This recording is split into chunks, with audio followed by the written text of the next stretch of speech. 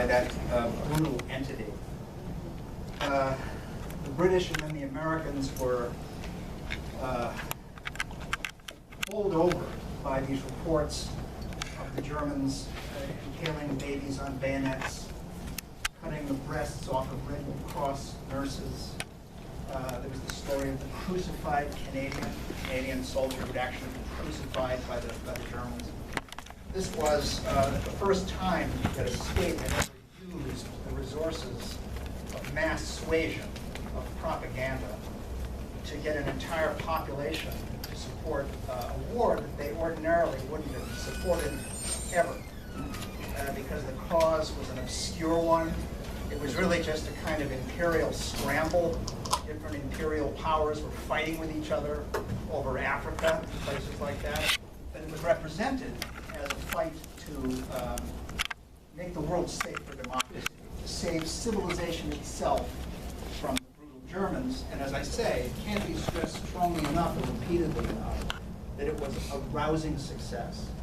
During the war, few American journalists actually made an effort to go over to Europe and follow the German army around and report on what they were actually doing. And they found, it's important to note, they found the German army was indeed brutal. They functioned with brutal efficiency. So they didn't go over there and find there were a bunch of hippies handing out flowers, but they also found no evidence whatsoever to support any of those particular atrocity claims that were used. All right, so 3 journalists were basically spitting into the wind, reported to their respective papers that this was all wildly exaggerated, didn't make any difference. It wasn't until 10 years later when a member of parliament named Arthur Ponsonby wrote a book called Lies in Wartime, in which he carefully, meticulously cataloged each of these notorious claims and found that they had all been made up. And he explained how it had been done. He explained what the purpose of each propaganda drive was. And this had a huge effect on public opinion, both in Britain and in the United States. And people realized briefly that propaganda was actually an extremely effective and very dangerous force. All right, now I want to jump ahead. Arthur Ponsonby, Ponsonby. Now this is, I'm going to jump ahead very briefly before I get to today, to a kind of midpoint moment. This is when some of the most avid students of the British propaganda, that is Joseph Goebbels and Adolf Hitler, had, and I'm not being facetious, Hitler says in Mein Kampf that he learned a great deal from British propaganda in World War I. The Nazis were about to attack Poland, okay? William Shirer of CBS News was over in Berlin. He was stationed there as a CBS newsman, and he kept a diary, the Berlin Diary, which he ended up having to smuggle out of Germany and had published a huge bestseller. And I want to read you his entry for August 10th, 1939. How completely isolated a world the German people live in. A glance at the newspapers yesterday and today reminds you of it. Whereas all the rest of the world considers that the peace is about to be broken by Germany, that it is Germany that is threatening to attack Poland over Danzig. Here in Germany, in the world the local newspapers create, the very reverse is being maintained. Not that it surprises me, but when you are away for a while, you forget. Gone away and he came back. What the Nazi papers are proclaiming is this, that it is Poland which is disturbing the peace of Europe. Poland which is threatening Germany with armed invasion, and so forth. This is the Germany of last September when the steam was turned on Czechoslovakia.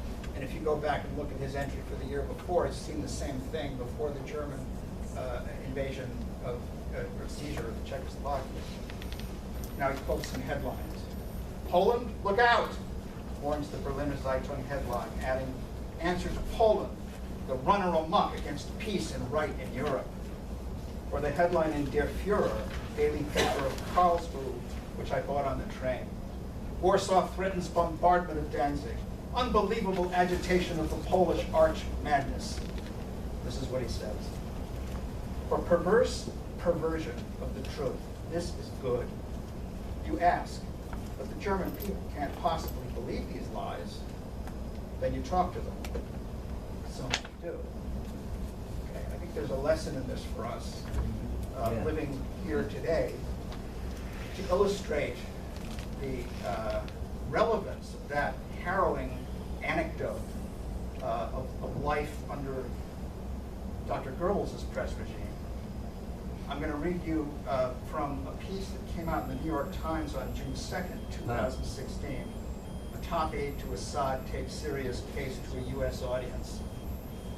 This is not a front page piece, but it was about a virtual appearance at the National Press Club in Washington by Butina Shaban, the top advisor to President Bashar Assad of Syria, a country where the press is state-controlled, and the Times makes much of this, as it always has, the state-controlled press, the state-controlled press, the state-controlled press. Now, I assume that in Damascus, where the press is state-controlled, a high White House official could probably attend an anti-terrorism news conference, which is what this is, and talk to Syrian journalists unmolested. But that wasn't the hearing that Dr. Shaban got at the National Press Club. Quote, the Obama administration reacted with alarm to word of her nearby appearance via Skype with a State Department spokesman calling her a propaganda mouthpiece for Assad. Okay, so the piece sets up a kind of a filter through which we read about the event and through which we understand this member of Assad's government. Now, the piece points out that the event was tumultuous. Her brief speech followed by an extraordinary and at times contentious one-hour question and answer session with journalists and others, at one point nearly devolving into chaos. You kill innocent people, a person who was not identified shouted as the room erupted in jeers, and a moderator called for security. The person was not detained. You can kind of picture the atmosphere here, right? Okay, now, the description of her, interesting. She bristled at questions about acts her government or close associates are suspected of committing, including the use of barrel bombs to kill civilians. I'm going to read that sentence again. She bristled at questions about acts her government or close associates are suspected of committing, including the use of barrel bombs to kill civilians. Now, I don't have to list for you examples of similar atrocity campaigns that we read about in the Western press. Yeah. Aleppo, various chemical gas attacks. The crematorium, you read about this in the Times recently, huge, it's like, Buchenwald, Auschwitz, right in the middle of Damascus, burning up the bodies of all these Syrians.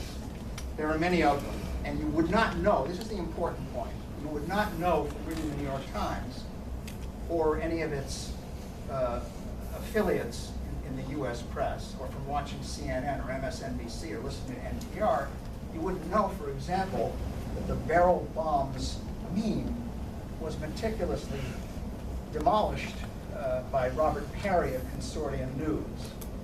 Wait a minute, sir. Are you denying that Assad's regime?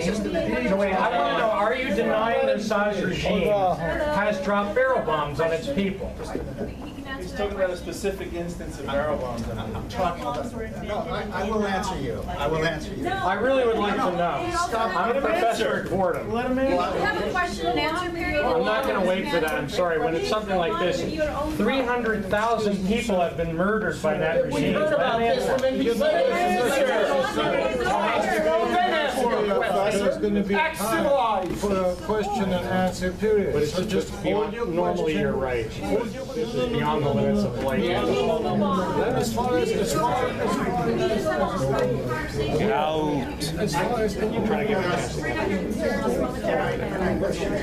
John Davenport, I teach philosophy at Fordham. Okay. who gives a shit? Well, I teach media studies at NYU. It's nice to meet you. All right, now I'm going to answer you. All right, and I have to say, I'm going to continue by way of answering him because I have to say. And I'll let him speak, but I want to hear his answer to that. Yes, and Let I him will. speak. You'll stop talking, I will answer you. I'm grateful for your interruption, because you have actually helped me to demonstrate my case. These stories infuriate people. Yeah. Exactly. They infuriate people by design. Now, whether or not, listen to me, don't smirk, don't shake your head. You can't listen. You can't listen to what I'm saying. I mean, I get my news from the BBC Let him all the speak! time. You're not a panelist, let him speak. You're being disruptive at this point. Either let the man speak or please leave. Not your students, okay? Okay. I pity your students. These stories are infuriating by design, okay? You say you get your news from the BBC. Well, the fact is that the BBC, PBS, NPR, New York Times, the Washington Post, CNN, MSNBC, they all get the same story from the same sources, and they repeat them, and the stories are infuriating. Now, I'm sure that even you will agree that if there is argument over the authenticity of that claim, it should be mentioned in a newspaper of record. Okay. The fact is that Robert Perry, who is a very reputable journalist, formerly at AP, formerly at Newsweek, if he goes carefully through the claims made about barrel bombs and he demonstrates that they are dubious, then it seems to me it is incumbent on the New York Times, instead of just repeating the claim about barrel bombs, as if it is a given, to give a hearing to those who have questioned it carefully. The same is true of the crematorium story, which you may have read, which probably also infuriated you. It got your heart pumping. It made you angry at anyone who dares to criticize or question it. But Rick Sterling, another investigative reporter, did the same thing with the story of the crematorium in Consortium News. He very carefully analyzed the Amnesty International report that revealed that or made that allegation, and he found that Amnesty International departed from its own extremely careful research protocols in coming up with that claim about the crematorium. They did not follow their own rules for doing a thorough, careful, scholarly job of actually verifying those claims, which all seem to have come from interested parties. And if you read the New York Times article about the crematorium carefully, as a professor of philosophy I'm sure would do, you'll see that it is very thinly sourced, a lot of anonymous sources, some jihadist sources, and it is an extremely lurid piece full of references to the smell of burning hair and so on. But when you search the piece for some kind of solid evidence that bears it out, you can't find any, okay? You have to go back and read the Amnesty International report. Then you have to read the very careful critique of that report in order to come to an understanding of the fact that this thing you take for granted as just a given, that Assad has murdered, slaughtered hundreds of thousands of people, is at best a wild exaggeration. Now, having said that, I am departing from my script because of your stimulus, but I will say this, okay? He's shaking his head. It's disgusting. Hundreds of thousands of people have been buried alive. Get your room. And you want to say this? We came to hear this panel speak. All right. Yeah. He's not going to be able to Well, take what do you the want me show. to do? I can wait if you want. I'd love you to wait and be quiet and maybe ask a question. Yeah, that's what I'd love. This is an intelligent man, okay? We like to tell ourselves that only the rednecks who voted for Donald Trump tend to fall for this stuff, but the rest of us are too smart. He's an intelligent guy, and he's by no means the only person who believes the stuff that's pumped out nonstop by the entire liberal media, okay?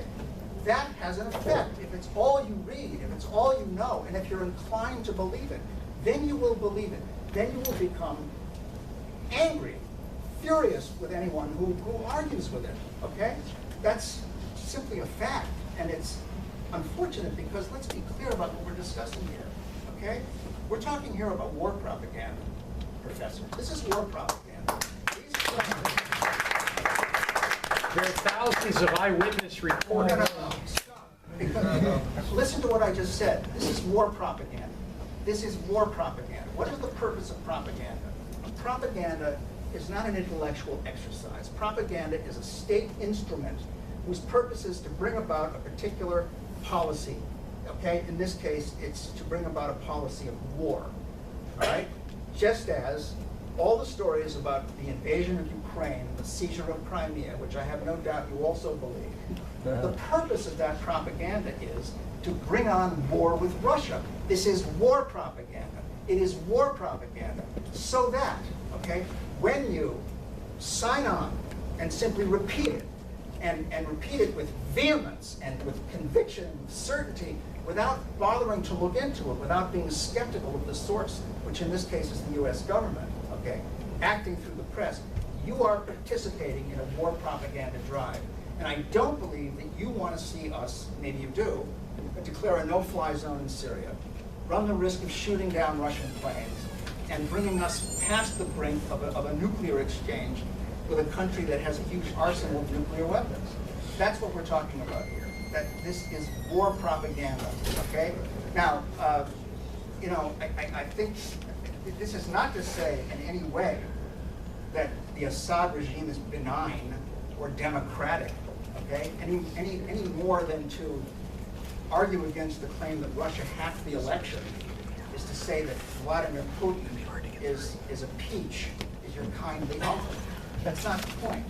I mean, we are not going to war with Saudi Arabia, which has an extremely dangerous and violent government that violently repressed its people. We're not going to war with Israel, whose human rights record is highly questionable. There's a lot of places with brutal governments we're not going to war with, okay? So the point to make here is that the way in which the US press, our free press, consistently repeats exactly what it's told by the state and has those claims re-echoed endlessly across the spectrum of the press, okay? And then excludes contrary evidence, excludes critiques of the official story. In doing that, okay, it actually creates a kind of unanimity or uniformity of opinion that's directly comparable to the way the Germans responded in Berlin to everything they saw their newspapers say. I mean, not everybody has the time or the inclination to go around and read outside the boundaries of the official narrative.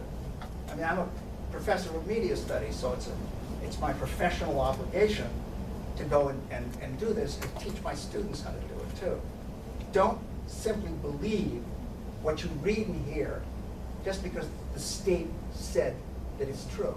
And all these reports about Syria fall into that category. Yeah, let's not get run down the same road we were run down in 2002, 2003. Well, It's the same plan. Let him finish. That's actually, well, he's making a very good point, and then I should stop after this. I have much else to say, but Professor, I'm grateful for the interruption. And I hope the audience is grateful for it too, because it was a productive interruption. You know, Hitler said that the receptivity of the masses is limited, their intelligence is small, but their power of forgetting is enormous. I don't often quote the Fuhrer, but he knew what he was talking about. The people's power of forgetting is enormous. Now, we can't expect people to remember what happened in World War I. I mean, that to us is a comic memory from long ago when everybody moved real fast, you know. We can't expect people even to remember the Gulf of Tonkin resolution that led to an enormous expansion of the war in Vietnam, and it was based on a lie, okay? That North Vietnamese gunboats had attacked American military forces. That was a lie. We can't expect people to remember something decades ago. We could, however, expect people, thinking people at least, to remember what happened in 2003 when we were told about the weapons of mass destruction. And when, let me add, there was the biggest anti-war march in human history all over the planet.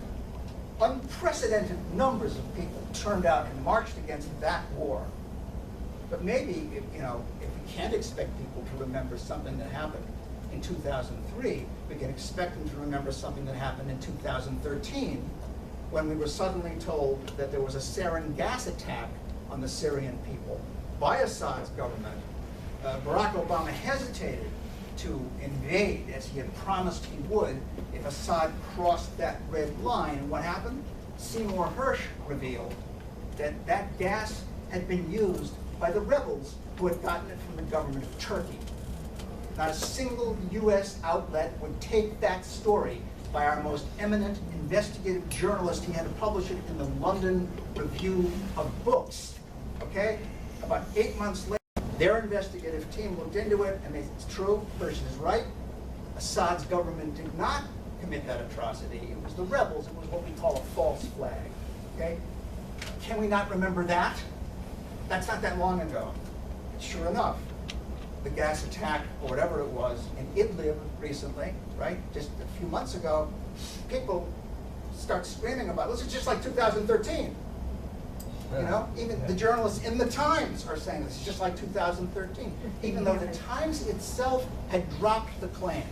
They had a list of Assad's atrocities with the Idlib coverage, and the 2013 attack was missing from the list.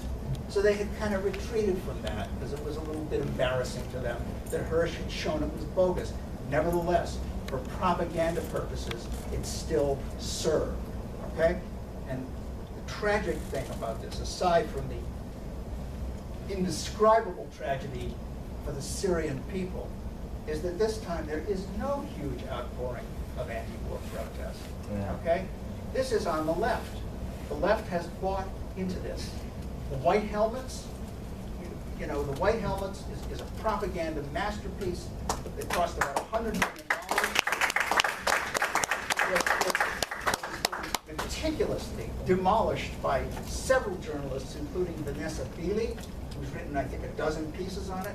John Pilger recently did a terrific interview about the white helmets. The white helmets is a jihadist enterprise, okay? These people are extremely dangerous, and they're posing as you know, good citizens in Syria, saving the masses from Assad's brutal mistreatment, okay? Well, it's bad enough that the white helmets get mainstream coverage, but they also get admiring discussion on Democracy Now! Yeah. The documentary is on Netflix, and it got an Academy Award. This documentary got an Academy Award, and it is a fate from start to finish, okay? So what we're talking about now is really kind of an advance on what we saw in Berlin in 1939, because now much of the left, much of the liberal media, Hollywood, okay, all these decidedly non-Nazi entities are simply jumping in, helping with the war propaganda when they should be exposing it and helping all the rest of us to resist it. Thank you.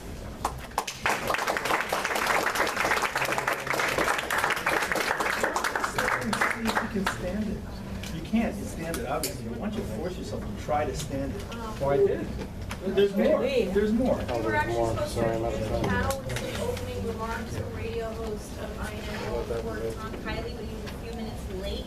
So before I introduce our next panelist, I'm just going to allow Tom to make hurry up. a few opening remarks about why you feel, okay, this panel's Without important. further ado, I'm Yes. sorry, Priya. I'm on. Well, you've dedicated your life to alternative media, and Thank so you. just want to. I'm sorry, folks. It took me a while to find this room. I went all the way around. And they kept saying go to the other side. Just remember all those Jews who came Go over away. in the 30s Make your own and panel. didn't believe their If you claims can. about Go Germany. away. Eyewitness Go to a reports hard that no one right believed conference them. where you belong. Hurry up and help. Stop.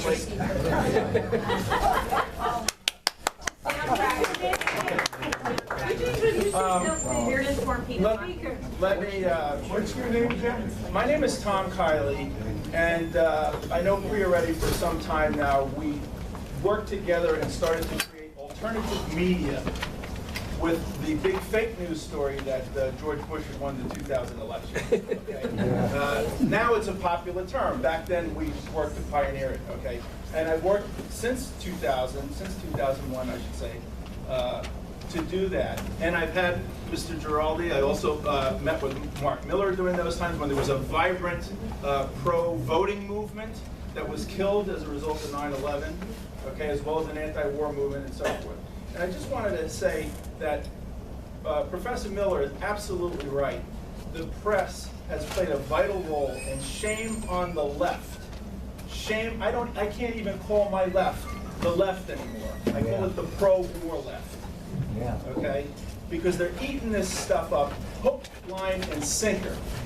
All right? And it's an absolute disgrace. There are true leftists left, but they're being banned even in this forum, okay, where you can't even go and see them, okay? There are true leftists, and their careers are in danger as well, all right? There's just so many, like Professor Miller mentioned Robert Parry, who was one of my great inspirations. When you know the term Iran-Contra, okay, you know the Contra part, because Robert Parry broke that story, okay? And this philosophy guy wants to poo-poo that person's reporting about barrel bombs in Syria, Mr. Philosophy over here, who couldn't even stand.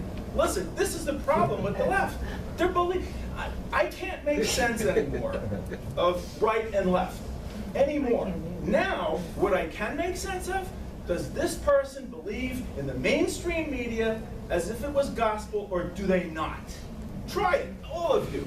Try that and see if your world starts to make much more sense now, okay? Because there is a plethora of examples of what, for all his faults, Donald Trump has now put into the lexicon fake news. I call it real fake news. That meme blew up in the face of the corporate media, okay? They tried to put the alternative media down with this pejorative that they generated fake news, and all of their fake news is now a matter of discussion. So I call them the real fake news. The New York Times and those people. And what do we have? That they counted the votes in Florida and found out that Al Gore won. What did they do about it? They buried it in the back pages in November of 2001 after 9/11. Okay? What a huge fake news story that George Bush won the election in 2000. Nonsense. You want to go, you need more? You need more? How about this big one? Remember the weapons of mass destruction in Iraq? What a fake news. How many of these laughing, chortling, talking heads across the spectrum, on the right, on the left, that Donald Trump said, not only do they have them, we know right where they are. Well, there's Islamophobia. What, 1 million dead, innocent Muslims from Iraq because of that lie? Did anybody ever apologize about that in the mainstream media, that this philosophy professor seems to think the BBC, that's the British Broadcasting System. Last time I checked, that was in support of the British Empire. Are they going to run a story that's going to damage the British Empire? No. But to get you to think that they're so cool, they're going to run a lot of cool stories. They're going to run edgy stories, you know, to get cred. Okay? They're not going to run anything against the British Empire. You might as well call the New York Times the BBC of the United States. Okay?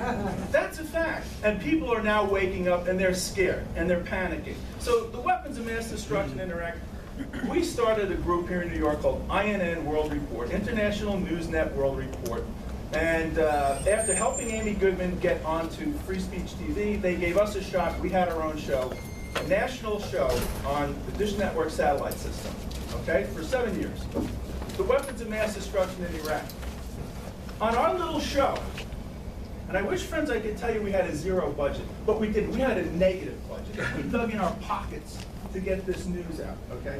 On our show, before the invasion of Iraq, we told the United States of America that there were no weapons of mass destruction in Iraq. Okay? There was not a pretext for invasion. How did we do it? We asked Scott Ritter, the guy who took all the weapons out, to come on our show and say it. Okay, and he did. Could he get on to NBC, ABC, CIA, FOX, all the rest? No. He took our little no-nothing show on national TV. That was a big fake news lie.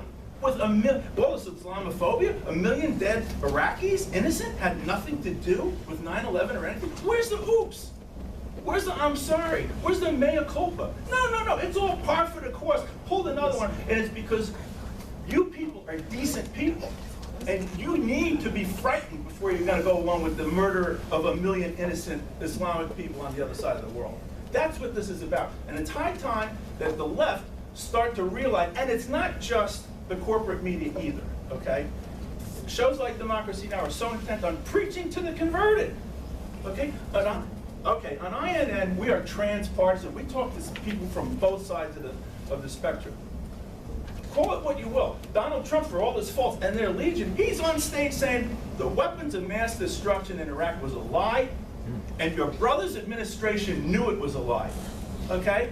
Where was Mr. Philosophy Professor then? Okay, you know what happened? 5 days later, Jeb Bush dropped out of the race. And the whole neocon apparatus went nuts. You can't say that. It was the truth. It was the truth. And it goes on. And the same thing is happening with Syria, okay? The same thing is happening with all these poor people who you want to fix the migrant crisis? Stop bombing their homes. That's the fix of the migrant crisis. This isn't a hurricane. No. And what the left was like, oh, we got to get everybody. Stop, let's go back in the streets again. Oh, Barack Obama, no more anti-war movement. I used to make a joke before the election. What would be the difference between a Hillary Clinton presidency and a Jeb Bush presidency? With a Hillary Clinton presidency, Jeb Bush presidency, you're going to get all the wars and you're going to get the return of the anti-war movement. With a Hillary Clinton presidency, you're going to get all the wars. Period. All right? So let's get the left back on track. Okay? Let's stop going to these things where they invite people who work for John Negroponte, you know, Amnesty International, they get the death squad people coming down. It's crazy. I'm sorry, a bit of a rant, but I just want you to hear from the alternative media, you know, which is really shaking their tree right now. They're trying to censor us, even here at the left.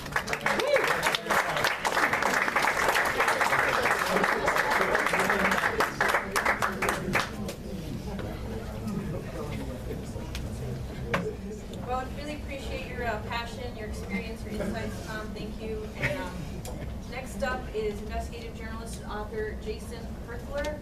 Very proud and happy that you can join us today. So if you just want to dive right in. Sure.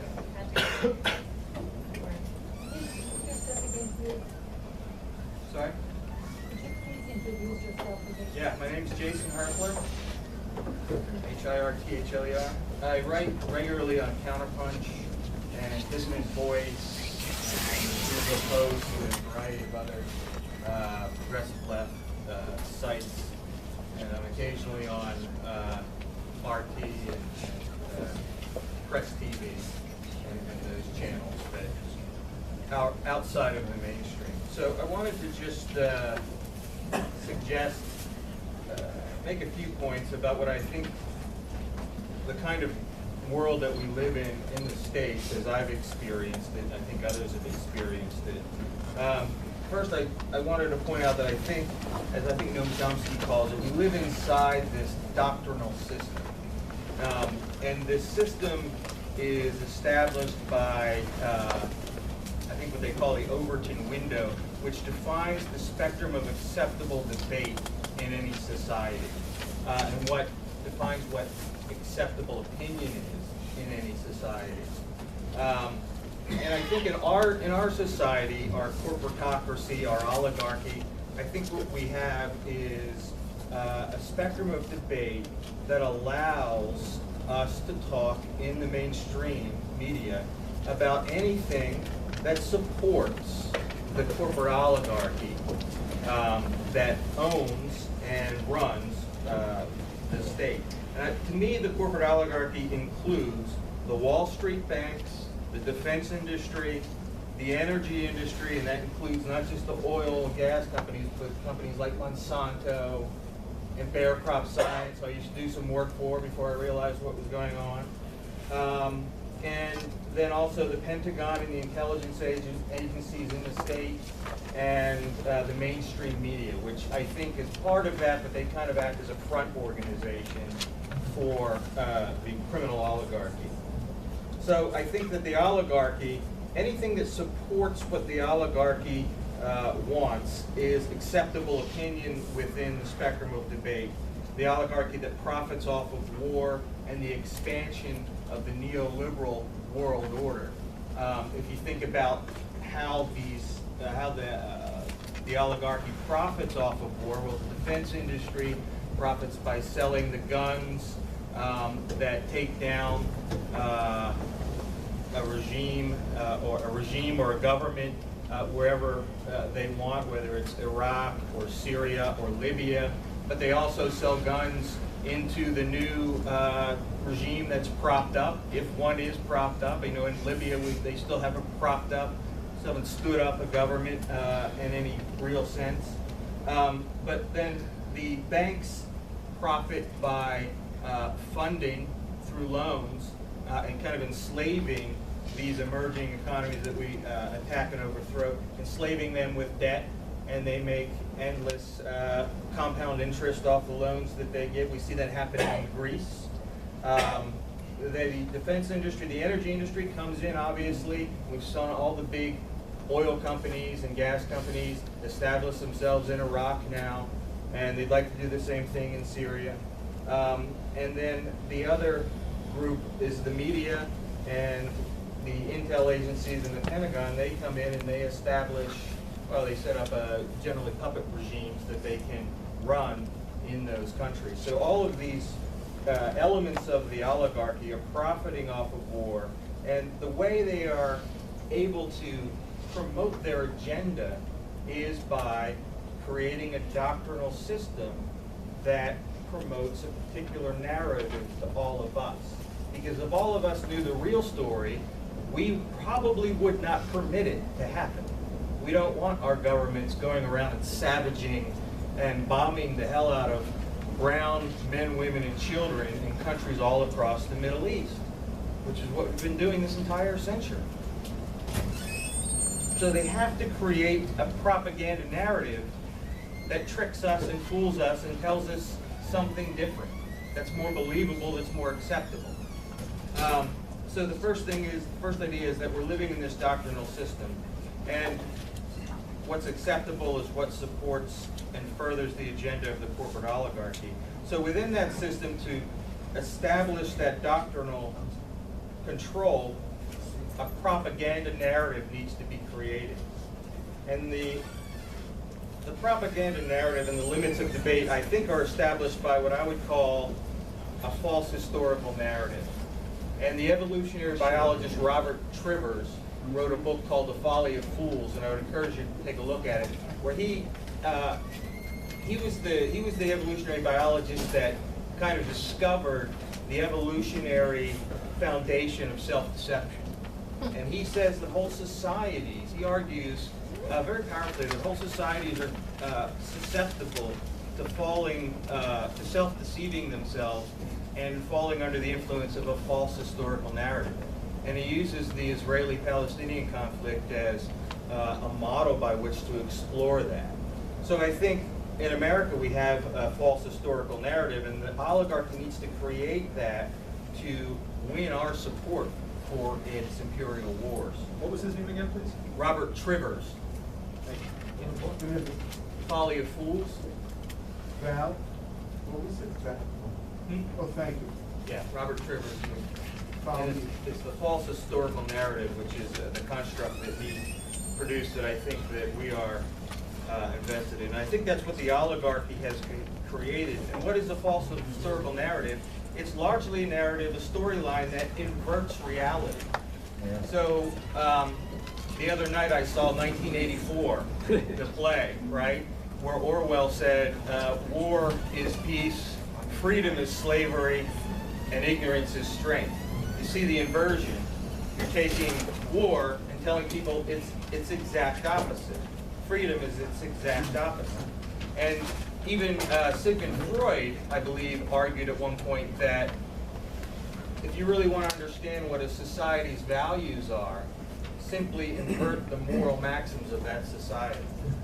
So if the commandment says, do not commit adultery, because we all want to commit adultery. And I think that formula, it's very similar to Orwell's formula, and I think that's a defining characteristic of a false historical narrative. We invert the reality of the facts on the ground. And I think that's what we're seeing in Syria and what we saw in Iraq. So and with this Russiagate narrative, where if the mainstream media is telling you that Russia is a hostile, hungry imperial power looking to take over Eastern Europe and move into Europe and enslave the Europeans to its energy pipelines. And think about that, flip it, and America on the other side is always the judicious, noble power that wants to stay out of it, but is forced by these children to come in a paternalistic fashion and intervene for humanitarian or other reasons and separate the kids on the playground. And if you use that formula of the false historical narrative and invert that, what you get is the United States is the imperial power looking to push NATO right up to the doorstep of Russia's Berlin Wall. And you find that Russia only has, I think, maybe 10 bases outside of its borders. One? Is it one? In Syria. In Syria? Yeah, okay. And then we have, I've read, between 600 and 800 bases all around the world. So who's the imperial power here? So that's what I think happens in the establishing of the propaganda narrative. And I think there are 3 quick points I want to make about what the storytelling elements of that narrative are. The first is find an enemy and demonize that enemy. And we see that with Assad. We saw it with Gaddafi, where they were actually, the mainstream media was telling us stories that Gaddafi was giving Viagra to his troops and telling them to go out and rape people in the countryside. Insane fiction that we believe and we bought. And to allow Hillary Clinton and Samantha Power to convince Barack Obama. Obama got behind it, and they went in and through NATO, they backed terrorists, and they basically served as a terrorist air force to get rid of Gaddafi, who had created, for whatever his flaws, he had created the most progressive state in North Africa that functioned as a security anchor against terrorism in North Africa.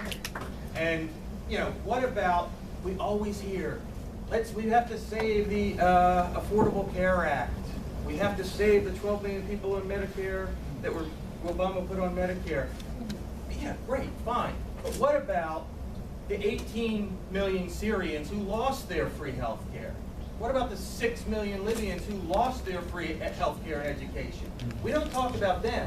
And I think that's one of the disconnects that the propaganda narrative creates in us. We domestically can kind of see what's happening, but when it's something abroad, when we're not on the ground experiencing it personally, we're much more susceptible to a doctrinal narrative that inverts reality.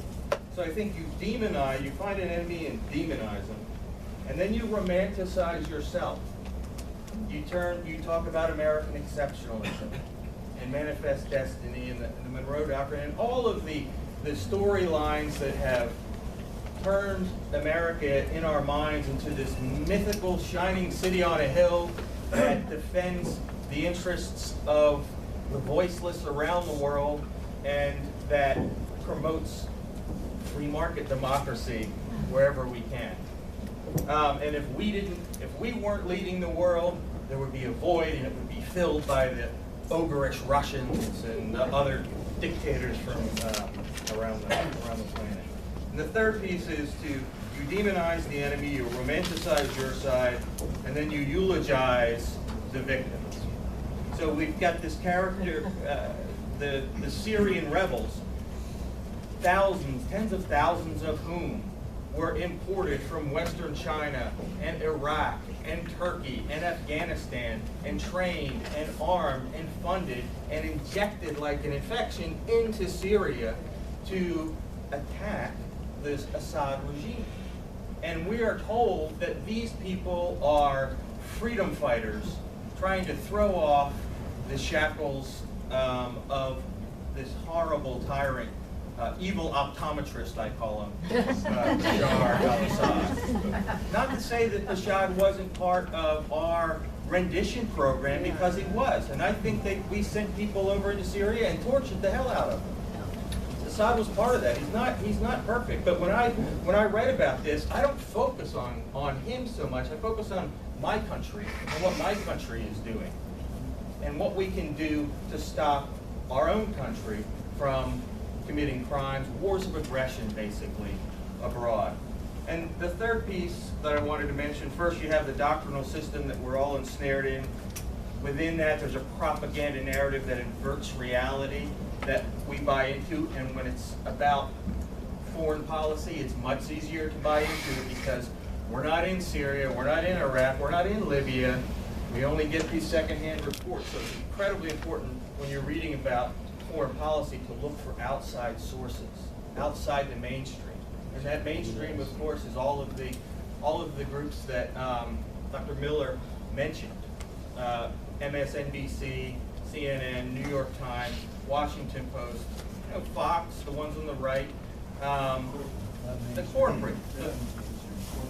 Well, okay, that's an interesting distinction to explore that. The third piece, you've got a doctrinal system within it, you've got a propaganda narrative, and then you need a communication strategy to get that word out. Well, there are two things I think are important here. One is credibility, and the second is visibility. And by credibility, I mean you need to use authoritative sources to tell your story. That's the most important thing in getting people to believe. All the news that's fit to print since, I don't know, 1852 or whatever it was, right? For most of us, that's an authoritative source. And when we read a movie review or a theater review, it's well written, it's erudite, it's educated. And so when we read the political articles, we don't even think that maybe now we're shifting into an area where we're being fed propaganda. And I think finding the authoritative sources is very important. Who's telling your story is critical. And secondly, with that is the use of influencers, the use of cultural figures who can come in and support your narrative, the Hollywood community or whoever it is that can come in and back that narrative. And then you also want to create, for credibility, the appearance of consensus, right? So the appearance of consensus is tied to the idea of visibility. Consensus is established, the appearance of consensus is established by channel flooding, by flooding all of the media outlets possible with your story. It's not enough just to have it on the New York Times front page on the website. You need it in the print edition as well. You need it on Twitter.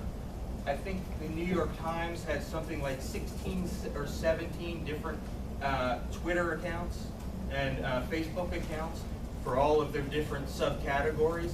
And they get the message out on social media, on Facebook, on Instagram, on Twitter, on YouTube especially. And now you see YouTube defunding alternative voices that talk about precious issues like ISIS. Well, they're going to get defunded. The advertisers don't want to appear on their platform. So they take, and then you've got other categories too. You've got broadcast, you've got radio, you've got email, you've got a variety of other channels. The proliferation of digital channels is immense, and that's by flooding those channels with your propaganda narrative, always being consistent and staying on message, that's how you create the appearance of consensus. So there may be an appearance of consensus if you read the Washington Post. I remember before the war in Iraq, the Washington Post editorial board got together and said, created an article and said, the article was titled Irrefutable. And the opening line was something like, it's hard to imagine how anyone could not believe that Saddam Hussein is harboring weapons of mass destruction. So you read that and you think, well, this is a reputable magazine, reputable source. And you read that and you think, well, there's clearly a consensus about this. So it's coming from a reputable source, there's consensus. So at that point, and it's everywhere, and you're getting hit with this same story and claim from all the media sources that you consume. So at that point, the peer pressure kicks in. And you think, well, do I have enough information to defy this narrative? Are you even questioning at that point? And so what you do at that point, I think, is begin to internalize the narrative of power and the storylines of empire. And that's when we lose. And that's the war. The professor was talking about the propaganda campaign to get us into World War I. The Creel Commission was a leading executor of that campaign. And if you look at George Creel, George Creel's book, How We Advertised America, one of the first things he talks about is the war before the war, winning the media war. And I think what I've just tried to describe to you are a few different ways in which the mainstream, the corporate media tries to win that war. So, thanks very much.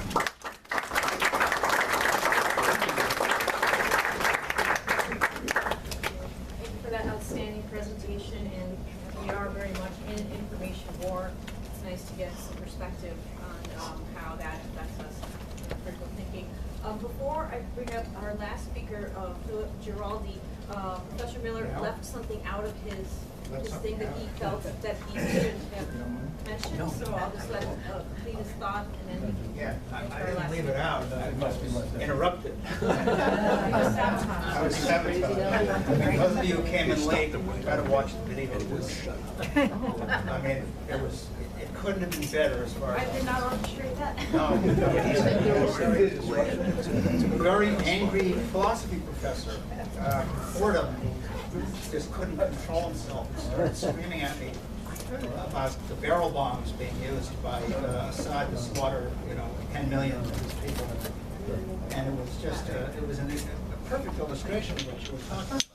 This guy had probably read fairly widely within the frame that he described, and therefore presumes himself to be expert on this, and not just expert, but morally empowered to attack anyone who dares to defend the slaughterous Assad. I mean, it was just, and then he buggered off.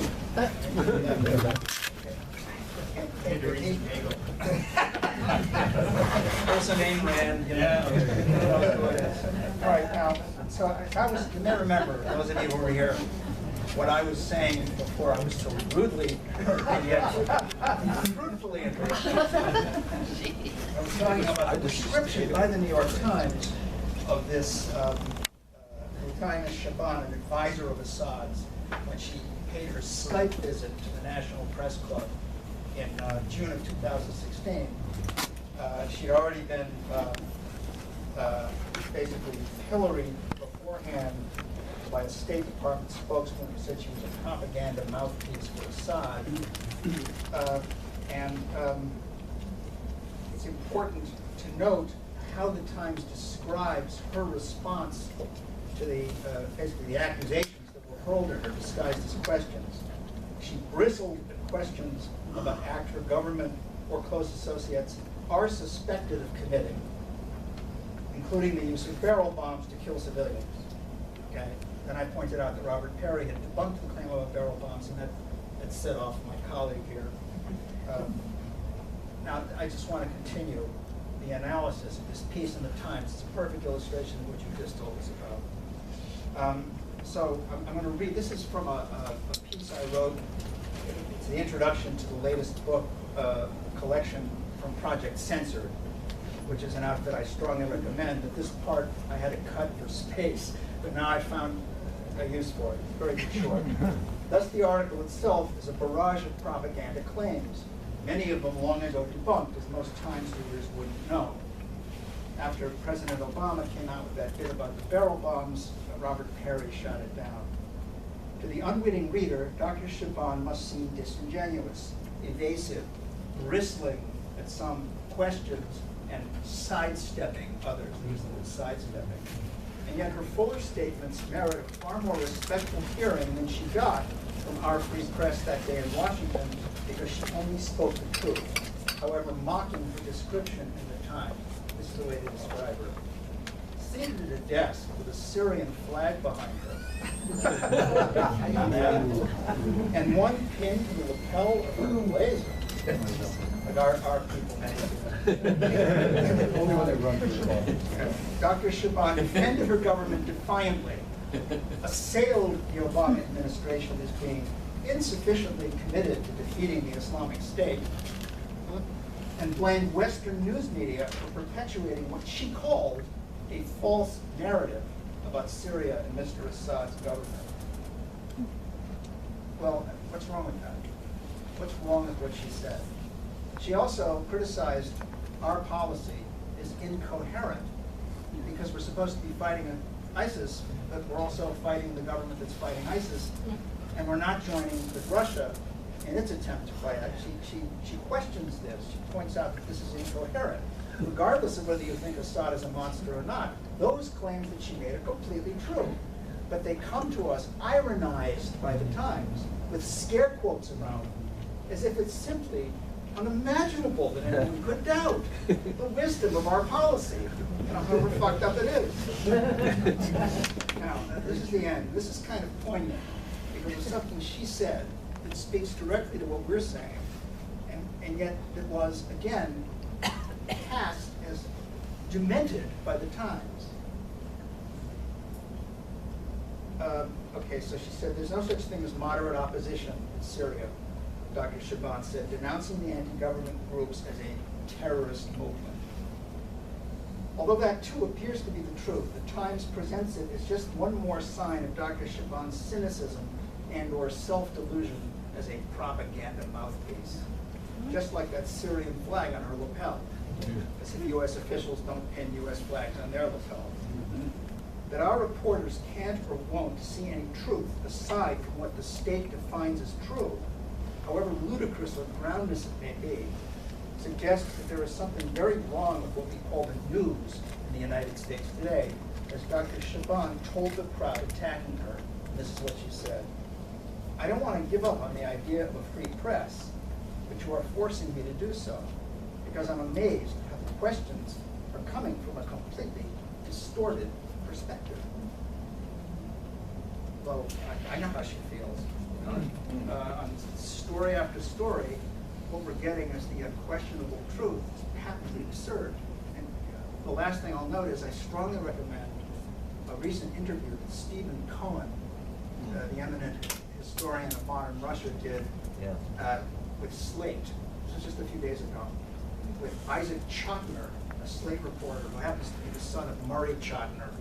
People as ancient as I am will remember that he was Richard Nixon's campaign guru in the 50s. This kid Isaac did an interview with Stephen Cohen about Russia. Cohen knows more about Russia than anybody alive, I think, outside of Russia. And he's trying to set Chotiner straight. All this stuff about Putin having his enemies murdered, all this stuff that we have long since absorbed as absolute truth because we've been sucking it up since Putin was elected at the beginning of the millennium. All of it is either false or exaggerated. And Cohen, who knows this stuff like the back of his hand, knows the family of Anna Politskaya, knows these people, was a friend of hers, knows the truth, or something like the truth about her murder. He's trying to tell this reporter some of this stuff, and the guy's acting like the Times acts in its piece about this woman. This is just, what are you, nuts? Are you crazy? The implication is that anyone who departs that far from the official narrative has to be completely psychotic. And I can't think of a better example of how similar that is to the media universe that Shirer described in his diary, Under the Third Reich.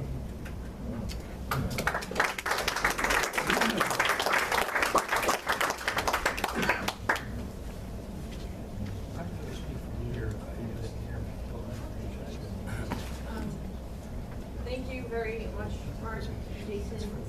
In a world where facts and evidence still matter, truth still matters, it's sometimes difficult to tell what the facts and evidence are. So that is the job of the investigative journalists who really want to determine the truth from propaganda. Next up, I'd like to introduce former CIA officer Philip Giraldi, who has written some excellent recent articles on Syria, and especially around the use of chemical weapons. Philip, thank you so much for joining us today, and without further ado, the trip was good to see you. I prefer to speak from here, if that's okay. When I was coming up on the train this morning from Washington, I was thinking about the issue of war and peace, because this is not really about Syria. This is about the way the United States and other countries in the world go to war. And I began to think, gee, it would be kind of interesting to think how many lies have been told in recent history to support America's wars. And I kind of automatically went back to the Spanish-American War, and then of course there was the First World War, and then there was the Second World War, and then there was Korea. But since Korea, there's been an absolute flood of lies by the government, which in turn have been picked up by the media and replayed without any question, without any criticism. And these lies are basically what have been the instrumental part in convincing the U.S. public that we had to go to war. Back to the Bay of Pigs. The Bay of Pigs was supposedly a limited military action to support an uprising in Cuba of all those good liberal Democrats that seem to be all over the world, and we just can't seem to find them. So that was a lie. The Kennedy assassination itself has been blamed on Cuba. Now 55 years later, there hasn't been a single piece of evidence to prove that. Gulf of Tonkin, which was mentioned before, it increased the intensity of the war in Vietnam. It was a complete lie. Noriega in Panama, he was accused of drug dealing and money laundering. Well, he did that, of course, but he was doing it for the CIA. and when he stopped doing it for the CIA, it proved a little bit difficult. He was removed. Grenada was being taken over by the Cubans, but apparently it wasn't. And we went in there anyway for the medical students who were apparently being abused, but actually they were just confined to their barracks, as it were. So it was a complete lie as to why we went into Grenada. Invasion of Afghanistan. It was claimed that bin Laden, that the Taliban would not turn over bin Laden, but that turned out to be a lie. They had approached the Swiss embassy, and the Swiss embassy was quite willing to negotiate the issue. The problem was that we didn't have any evidence that bin Laden had been behind 9/11. And we still, to this day, have never produced evidence that bin Laden was behind 9/11, and to his death, he denied it. So where's the truth? Iraq, the greatest lie of all time, the greatest foreign policy disaster in the history of the United States. That was based on the weapons of mass destruction lie, which we're all familiar with today. Then we have, hello. Then we have Libya, based on nothing but lies, that Gaddafi was going to be killing all of the population of Benghazi. It turned out to be a total lie. And so Benghazi, for his pains, as it were, was sodomized with a sword. And we have chaos in Libya, which has fed a lot of the terrorism and chaos going on elsewhere in the world. Today, Syria. Syria, as my colleagues have so well noted already, is a tissue of lies. Almost everything being said about the Syrian regime is a lie. Anything you see in the U.S. media in particular is a lie. Russiagate, another perfect example. This has been floating around for over a year. It's completely politically motivated, and virtually everything connected with it is a lie.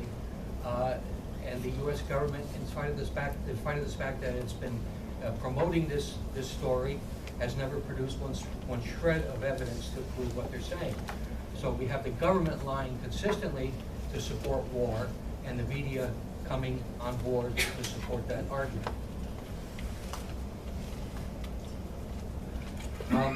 I don't know how many of you speak Turkish, but Turkish has an interesting suffix. It's a mush, which goes at the end of a sentence. And the mush means that you are making a statement, but you can't really confirm that what you're saying is true. So it's an interesting kind of little thing that works for Turks. I'm not so sure it works for any other linguistic group, but We have like yeah. like But anyway, I get this, when I think of the mush suffix, I get this vision of the general staff of the army and military lined up at a table, or the chiefs of intelligence all lined up at a table telling the same lies about Russia and about Iran and about Syria. And I like to see them putting the mush at the end of each sentence, because they certainly know in their own minds that what they're saying is essentially a lie. I was going to mention some of the issues that my colleagues have already discussed, like the lies about the use of sarin gas, so I won't go into that again, but just take my word for it, it's a complete lie. The intelligence agencies even had people who were ready to quit because the White House was putting out reports saying this is the consensus of the intelligence community, but actually it was only the consensus of 2 or 3 people who came around and had breakfast at the White House and agreed that, yeah, we should put this out. There was never a consensus in the intelligence community on any of these issues, just as there's no consensus in the intelligence community on Russiagate. But I'm just gonna, I'll comment briefly on an article I wrote recently that was mentioned before, who is destroying Syria? And I'll give you the punchline before I go into the article. Basically, everyone is destroying Syria. Syria is in a situation that is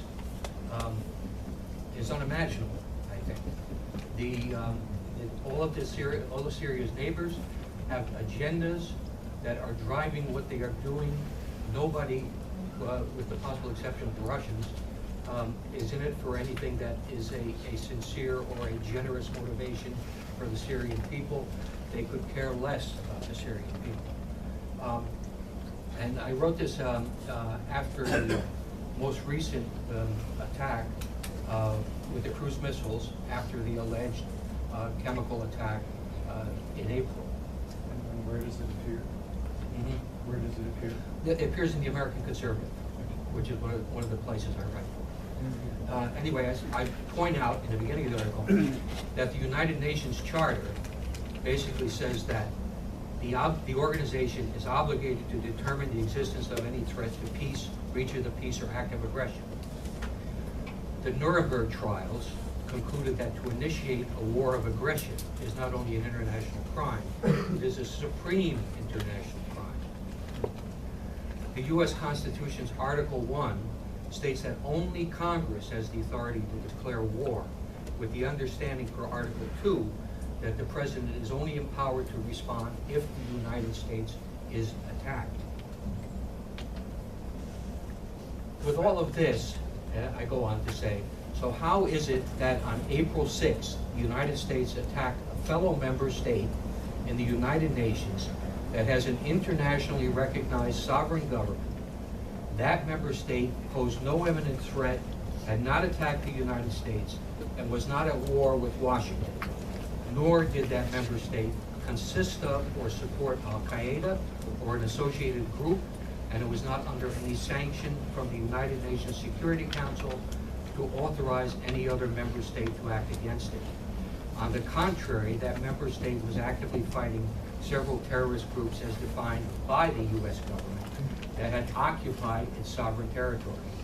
So this is, again, getting back to the issue of war and peace. We have the United States playing the role of a psychotic aggressor in an international situation, which it clearly was wrong, firing those 59 cruise missiles into Syria. And there's been a more recent incident where they attacked, U.S. aircraft attacked a column of militia that were affiliated with the Syrian government. So this was not a one-off. And there was even an earlier incident in which the United States attacked Syrian soldiers and killed over 100 of them, I believe. So this has been a pattern of the United States having soldiers in a country with which we are not war, without permission of that country's government, and we're engaging in military action in support of groups that we have called terrorists.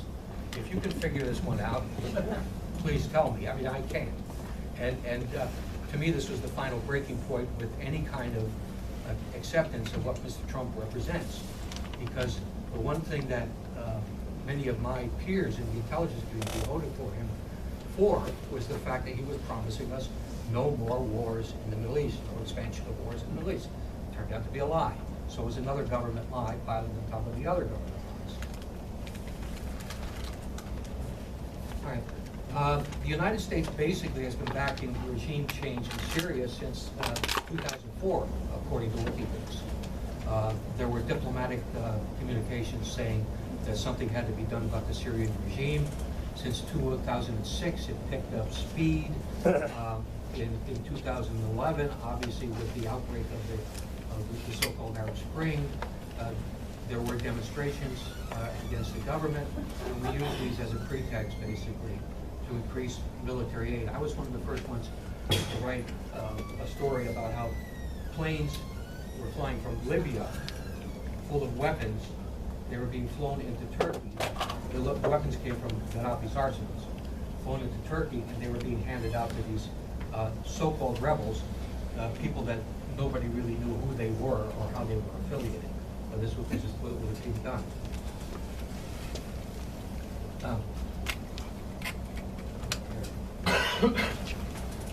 Very briefly, I'll go into some of the other complications in Syria. Saudi Arabia and Qatar have been funding and arming ISIS and Al-Qaeda ever since the conflict in Syria began. And yet they're our friends and close allies. So how they, again, these are organizations that are on the terrorism list of the United States government. And we are aiding and abetting them indirectly ourselves, and we have alleged allies that are aiding and abetting them directly. And yet no one seems to see the contradiction in this. The Saudis and the Qataris would argue that they're really fighting Iran there. So we have another enemy state coming into the equation that everybody hates and everybody wants to bring down. So this again complicates what is going on there, and the Syrians are basically confronted with the dilemma of a bunch of states lined up against them that really are not lined up against them. They're lined up against someone else. So how do you resolve this? Where do you go with it? Don't ask me. Turkey is another one. Turkey, when I was in Turkey a year and a half ago, ISIS associates were in the streets begging for money. And the Turkish intelligence agency, which I can attest is very effective, was doing nothing about it. And they were also supplying weapons and sarin to the insurgents and also to ISIS. And this has been documented. And again, Turkey is in NATO. Turkey is one of our allies. Turkey also attacks the Kurdish militiamen, who are the only effective fighting force that the United States has in Syria against ISIS and against Al-Qaeda. Again, contradiction here? Yeah, I would say so. Okay, finally, Israel. Israel, same kind of story. Israel has a very cozy relationship with ISIS. Wounded ISIS warriors have been treated in Israeli hospitals. A couple months ago, ISIS attacked an Israeli army unit patrolling near the border with Syria, and after it was over, ISIS apologized to the Israelis. So much for their pan-Islamic credentials. They're in bed with the Israelis. What do the Israelis want? The Israelis want a Syria that's in chaos. This has been outlined since the Yinon plan of 1982. The Israelis have laid out in great detail how they would like to deal with their neighbors. And Syria is the one nation that specifically they want to break up into its constituents, Alawites, Christians, Sunni Muslims, Shia Muslims, and keep them fighting each other all the time, because then they don't have any time to make any trouble for Israel. So we have all of these people basically playing a game in Syria, and we are aiding and abetting it. You know, we insist on removing the president, regime change yet again, and yet this is a formula that has failed consistently. It has failed every time, and will continue to fail until someone wakes up in the morning and realizes, hey, this is not what we should be doing. I hope that will come soon. Thank you.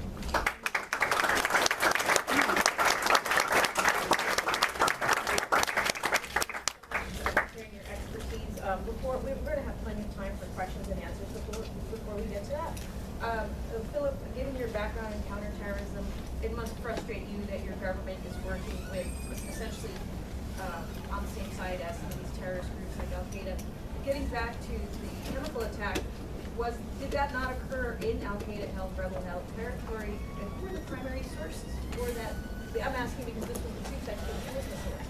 Yeah, inevitably these attacks take place in areas that are occupied by the rebel groups, and they are the sources that then tell the public, that then tell our media, that then tell our government that this was done by the government of Syria. So the information is not credible to start with. And then in the cases of the two gas attacks that we were talking about already, there were also technical issues about where the stuff came from, the provenance of the sarin that allegedly was part of the attack itself was not conducted in a laboratory effective way where you're controlling the sample and you're getting an accurate reading as to what it actually is. And in fact, I think the British, they tested one of the samples recently, and they said it was probably sarin. They couldn't even tell.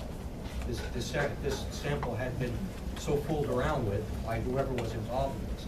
So I would say, my general rule as a former intelligence officer is, when you're reading these accounts in the media, as you suggested, always look to the source. Now, where is the source of this information? And I find if you keep playing with what looks like a source, if you keep going back source to source to source, you will find finally that it was somebody who was a spokesman for one of the rebel or terrorist groups, and this then gets filtered through the mainstream media. Once it gets filtered through the mainstream media, it's like it's the truth, and it ain't the truth.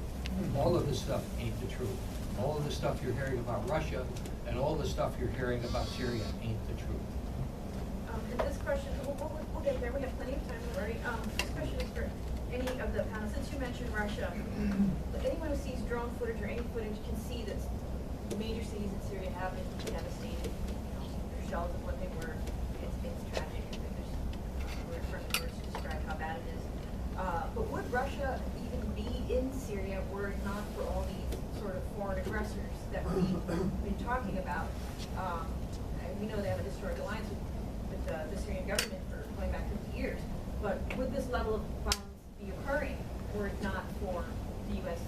aggression with its partner states? Do you want me to answer? Oh, it's sure. Well, actually the answer is fairly simple. I don't think it's a direct response to the interference from the outside, but it's a direct response to Russia's self-interest. Russia has a large Muslim population in Central Asia and in associated states in Central Asia, and it does not want to see any more spillover of the chaos that the United States has created in Iraq and Libya and is now trying to create in Syria. So there is a self-interest there. The Russians, as somebody said before, are not saints. And they recognize their self-interest. A guy like Putin understands the world better than a guy like Trump. I want to mention this along the same lines, that what we're talking about when we talk about Russia's involvement is, of course, the threat of Islamic fundamentalism or jihadist extremism. They have a big problem with that, in Chechnya and elsewhere. I was struck recently in reading the obituaries of Bigdan Brzezinski, right? Yeah. That not a single one of them mentioned his notorious interview with the Nouvelle Observateur in 1998, where he casually mentioned that he and Jimmy Carter had cultivated Al-Qaeda on the Afghan border with the Soviet Union. Not when we thought that they did. The official story had been that they did this in response to the invasion of Afghanistan. Brzezinski chucklingly noted that they had done it 6 months earlier in order to provoke the invasion of Afghanistan. So, To get bogged down. to get right, to give them their own Vietnam, to lead them. That this was so cute, and that this had, now this ought to have been front page news everywhere, and it wasn't. It was noted only, in the usual remote, marginal outlets, and it didn't come up at all in the reverent obituaries. Certainly Mika didn't mention it on Mornings Ago. But this speaks directly to what we're talking about, is that, to a nightmarish extent, the scourge of Islamic fundamentalism is a Western creation. Yeah. in the Soviet Union. Right. Many people have talked about it, but it never comes up in the press. Yeah. If I may say something to follow on with what Professor Miller just said, there's a lot of ways you can smell a rat in all of this stuff. Back when the left used to be against this kind of thing, during Vietnam, the most powerful military in the history of the world was on the side of this fake country called South Vietnam because they wanted their independence, and it couldn't be achieved. What does that tell you about the so-called indigenous movement for freedom in Vietnam? Same thing in Syria. The most powerful forces off. It's phony baloney, okay? In the Ukraine, all right, under Hillary Clinton and Victoria Nuland, okay? In a moment of candor, Victoria Nuland says, oh no, we dumped $5 billion in the Ukraine to create this phony baloney thing. The left went hook, line, and sinker for that, okay? What would happen if somebody, Iran, Iraq, anybody came to this country with $5 billion in cash and went to the Tea Party, okay, and went to the survivalists or whatever? Don't you think they could gin up something that the international press could say, oh, look at this movement in the United States fighting so hard for freedom. We got to go in there and bomb the shit out of them. It all stinks, and the left ought to be ashamed of itself because you can see through this stuff, all right? The lies that I could go on. Before we go to audience questions, I think just we all have an interest in ending this ongoing bloodbath and carnage, but it looks like the U.S. is recommitting itself to regime change in Syria. How can the U.S. claim credibility and a humanitarian interest when it's partnering with some of the most abusive monarchies and regimes in the Middle East, in Syria? That's open to you. And after this, we'll be taking questions. That question kind of answers. Well, that's the pretext of it. Assad's got to go. Sure. He's a dictator. He's a monster. But is that credible to you, given that we're working with a shop in Saudi Arabia?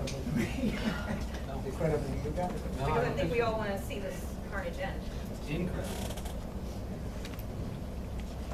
Is that your answer? All right, then. You put it very Can well. we take numbers so everybody gets a chance to kind of keep your questions short so we can start to move through? Okay, I'm just going to give you numbers and then we'll, okay. So 1, 2, 3, 4, 5, 6, 7, 8, 9. Did I leave one out? So 10? Okay. So we'll just go by numbers because that's probably the best way to. Can I make sure make a everybody- suggestion? Yes. Could we entertain 3 or 4 questions at a time so that we may not be repeating each other and the panelists can respond accordingly? That's a very good suggestion, thank you. It requires us to remember the question. How about we shout out 2 questions at a time, and then, yeah, I think that would be less overwhelming. Okay, yes, Okay. let's get started. First of all, I want to commend you, Phil, for being here. You bring out a lot of my latent patriotism, I have to say. And I think we're going to have a tradition here at the Left Forum. We're going to have a CIA track. Because, you know, every year we have great people. Ray McGovern was here, Bill Binney from the NSA. And so I appreciate your being here and the others. I want to speak to something that you said and make another brief comment. You were saying sort of like it doesn't make any sense. But the sense that I think is in there is getting other people to do your dirty work. And correct me if I'm wrong, haven't the CIA engaged in the covert operations business? Isn't there a pattern of using nasty people? I don't want to get my hands dirty. I'm an officer. I use assets. Those people are the nasty, bad people. They're the dirty motherfuckers who do the murdering. We get them to do this dirty work. And if we can get some terrorists to go after Assad, fine, so much the better. So is it maybe not as difficult to understand what's hard to come to grips with as an American, if those of us who still think that way a little bit about ourselves, is how could they be so irresponsible to us as a people and to the people in the part of the world that they're doing this in? So that's, now I want to make I want to ask you about the evidence you have for the statement that you made, and I believe there is, but would like to hear it. When you said that ISIS people are being treated in Israeli hospitals, and just the evidence for that little piece of your story. And finally, I want to point out, in terms of the Gulf of Tonkin, there's the new documentary that's going to be aired on September 17th by Ken Burns and his co-producer, director, Lynn Nozick, I believe her name is. They showed excerpts, they were both there, they showed excerpts at Harvard a few weeks ago. In one of the excerpts, they're stories. You'll find he talks about stories, wonderful stories, laden with strong emotion. Fine, there are powerful stories, but it's the narration that ties it all together, and it's a story about the war in Vietnam. And the narration in one of the excerpts, the phrase retaliation for Gulf of Tonkin was used.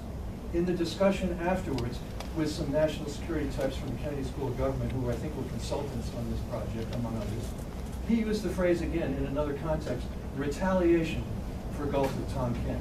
I hope most everybody in the room knows, you can go and read I.F. Stone's Weekly from 2 weeks after the so-called incidents in the Gulf of Tonkin and see that the second one never happened, and the first one was, if anything, retaliation for attacks against the North Vietnamese coast.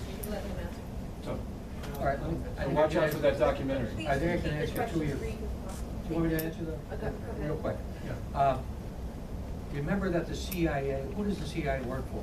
They work for the president. Why the CIA uses what you talk about, thugs and that sort of thing, is to a large extent driven by what they call plausible denial, which the White House does not want an American to be caught, or an American official, even worse, to be caught shooting somebody in the back of the head. So the White House drives a lot of these policies because they want to be able to do the thing, to kill people that are enemies of the United States or perceived as enemies of the United States, and they want to be able to do it in a way that they can deny it. And not have it on their conscience. Yeah, well, no, they don't have any conscience. So, you know, I think that's part of it. Oh, Israel. Oh, Israel. You could probably Google it. There were rebels being treated in Israel hospitals, and ISIS controlled that part of the Golan Heights front. So the assumption, my assumption, was that it was ISIS rebels that were being treated. But you're quite right, I don't know, I never saw confirmation that it was ISIS, but it certainly was rebels against the And the Syrian. apology you referred to? Sorry? Did the ISIS apologize? Yeah, that definitely happened. That's Find out on one. Question number two is me. Oh, that's Okay, your thank you. There's an elephant in the room. And it just drives me crazy because it never gets mentioned. It doesn't get mentioned in the left media, it doesn't get mentioned in the media, period. It's oil. Oil and natural gas, okay? I've been studying it all my adult life. Why? Because I was born in Beirut, because my father was the first American master spy who came to an untimely end, plane crash. And so I've been trying to figure it out for years. So let me just draw you some things. First of all, how many people know the pipeline connection to Syria? Tap. Not the TAP, well, TAP. there's TAPI, that's Afghanistan. No, it's called tap line. Oh, TAP line. Why do I know about TAP line? Because my father worked on negotiating the route. So I'll get to that in a minute. But currently, here's the situation. For people who don't know, you're Charlotte Denner. Yeah. My name's Charlotte Bennett. You want to check out my father? Google the CIA's Forgotten First Star. Daniel You write Bennett. your name on the board. Yeah, Charlotte Bennett. My brother's a philosopher, by the way. Not from You've ever Florida. heard of Daniel Bennett? He's a god. He's an atheist. Isn't he one of the big He's- atheists? Yeah. Yeah. Okay, so Syria was approached to allow a gas pipeline to run from this little kingdom called Qatar, right? And the route of the gas pipeline had to go to Turkey, and it had to go through Syria. It had to traverse Syria. All right, this is a sketchy map, okay? So That's where it was going to go. And Qatar wanted it, Saudi Arabia wanted it, Turkey wanted it, Syria didn't want it. Why did Syria not want this natural gas pipeline? Can anyone guess? This is all big powers. And the U.S. wanted it. Who didn't want it? Russia. Is this a question or lecture? No, I just want to show you real quickly because you'll never get it. You can't. All right, so Russia didn't want it because it would interfere with its supplies of natural gas, and so it was competition. So why do you think that Qatar, Saudi Arabia, the United States, and Turkey want to overthrow Assad? That's why they want the regime change. And so yeah, please, wherever there is a conflict, huge conflict, we'll see in the Middle East, Google country and oil and pipeline, and it'll all make sense. You asked me about TAPI or tap line. This was Saudi Arabia. That they ran the big pipeline, and its terminal point was Lebanon. There was a question of whether it was going to be Lebanon or Haifa, Palestine. And there were two other pipelines that were built in the 30s from Iraq. And their terminal points were Haifa and Tripoli in Lebanon. Now you ask, why is this such a national security area? Terminal points for pipelines. The oil companies look at the Eastern Mediterranean as the gateway to the Middle East oil. So all, you have oil, you got to ship it. This is a national security area. This explains Israel. It explains everything. Thank you very much, Charlotte. And I'm sorry. No, don't be sorry. It was valuable perspective. Point of order. Why don't we have a little timer on questions? This is the thing. We really want to get to everybody's questions. So, timer. Yeah. So, what to expect in the presentation? Does anyone want to speak to the pipeline? The pipeline does play a huge role in what's happening in Syria. Want a 3-minute timekeeper? Okay, sure. If you want it. Thank you. Okay. So, I think someone wants to address the pipeline on the panel, and then. I was just going to say that I think Russia and Iran were proposing the peace pipeline to the Correct. other one. Yeah. And Assad decided to produce that one with his allies, right? Which is natural, right? And one thing that I think that Washington wants to do is wean Europe off of Russian energy. I mean, Germany has, what, 30% of its energy from Russia?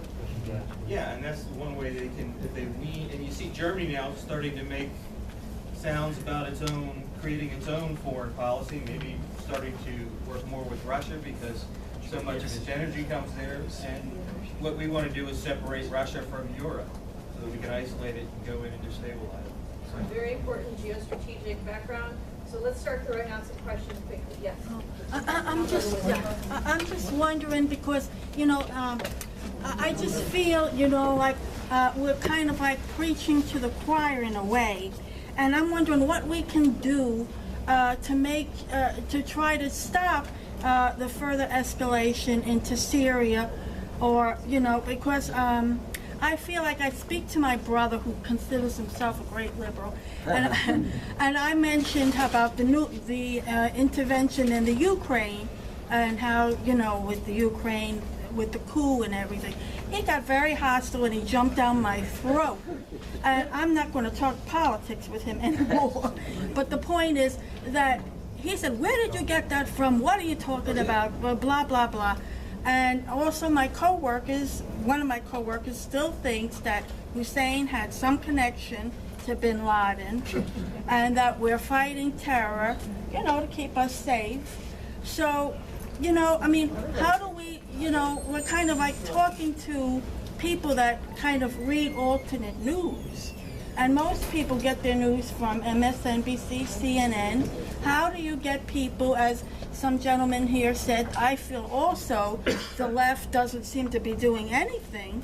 I don't see any great anti-war movement. So what do we do to stop this escalation in Syria and other places that I have heard are going on to the Philippines in the future, Philippines and other places? It's a great question. Thank you. Did you want to speak to that, or should we get the next question? Get a couple more. Whatever number 1 and 2. We got number 1 and 2 and 3, and so we're to 4. Who's 4? 4, okay. I want to go back to an incident mentioned by Philip Giraldi. Toward the end of the Obama administration, it was initially reported that the United States and Russia had arrived at an understanding whereby they would share intelligence and coordinate their strategy against ISIS. At the time, it sounded like a burst of reason in an irrational domain here. And then 1 or 2 days after that was announced, there was an attack on the Syrian barracks that killed 60+ Syrian soldiers and completely undid that very reasonable agreement. And it looked like the Defense Department was an open rebellion against the administration. And also it was a failure of the press because it was skipped over. It wasn't reported, and then the news moved on. I've been baffled to this day about that incident. Can I comment on that? Yeah. That was, that attack on the airport was actually over 90 Syrian soldiers who were killed. 110 were wounded. And that did indeed derail the ceasefire. Some weeks later, CENTCOM did a study of that, claimed by the military that it was just a mistake. And their report made pretty clear, if you read it at all attentively, that it was not a mistake. There were a number of what they called irregularities in the way the whole decision was made, strongly suggesting that it was a deliberate attack. I didn't see this reported anywhere in the Western press, which is just another example of how even when the system itself offers a corrective view, it gets no traction and nobody knows about it. And I don't remember seeing any coverage that made the point you made that the timing was suspicious. Yes. Okay, thank you, Mark. And who's 5? So, just a preface and then a question. Preface is, I want to just start by accepting and appreciating the perspective you put out, which to me, bottom line is just that we're involved in the midst of a war propaganda campaign, and that our role in the left is to primarily prevent U.S. war for regime change. And what you didn't say, I would add that it is also to support the right of self-determination in Syria and respect for international law. Given that, I also think it's not adequate to say Assad is not a saint. We have to be able to figure out what's happening in Syria. So my question to you is, how do we figure it out? What would you suggest to be, and any of you suggest to be the most reputable sources, the most, the books, the articles, the sources that you think would be most helpful for us to actually understand the situation? Can we write some things up for before we leave so people have some sources? Well, I mean, anything I say is going to be controversial, but I mean, I read Tim Anderson's book, Dirty War in Syria, which struck me as basically quite sound. I recommend that book. Can we maybe listen? And let's not forget Jason Hirthler's book, The Sins of Empire, Unmasking U.S. Imperialism. I'm asking specifically about Syria. Okay. Washington on Morgan, Syria. Vanessa Beeley, B-E-L-E-Y, has written voluminously on all this. That's on 21st Century Wire, is the website where Vanessa Beeley and Eva Bartlett have a lot of their contents on that. So what, and maybe I'm asking, can I just clarify my question? I'm not asking for a source to expose the disinformation. I accept that as a given.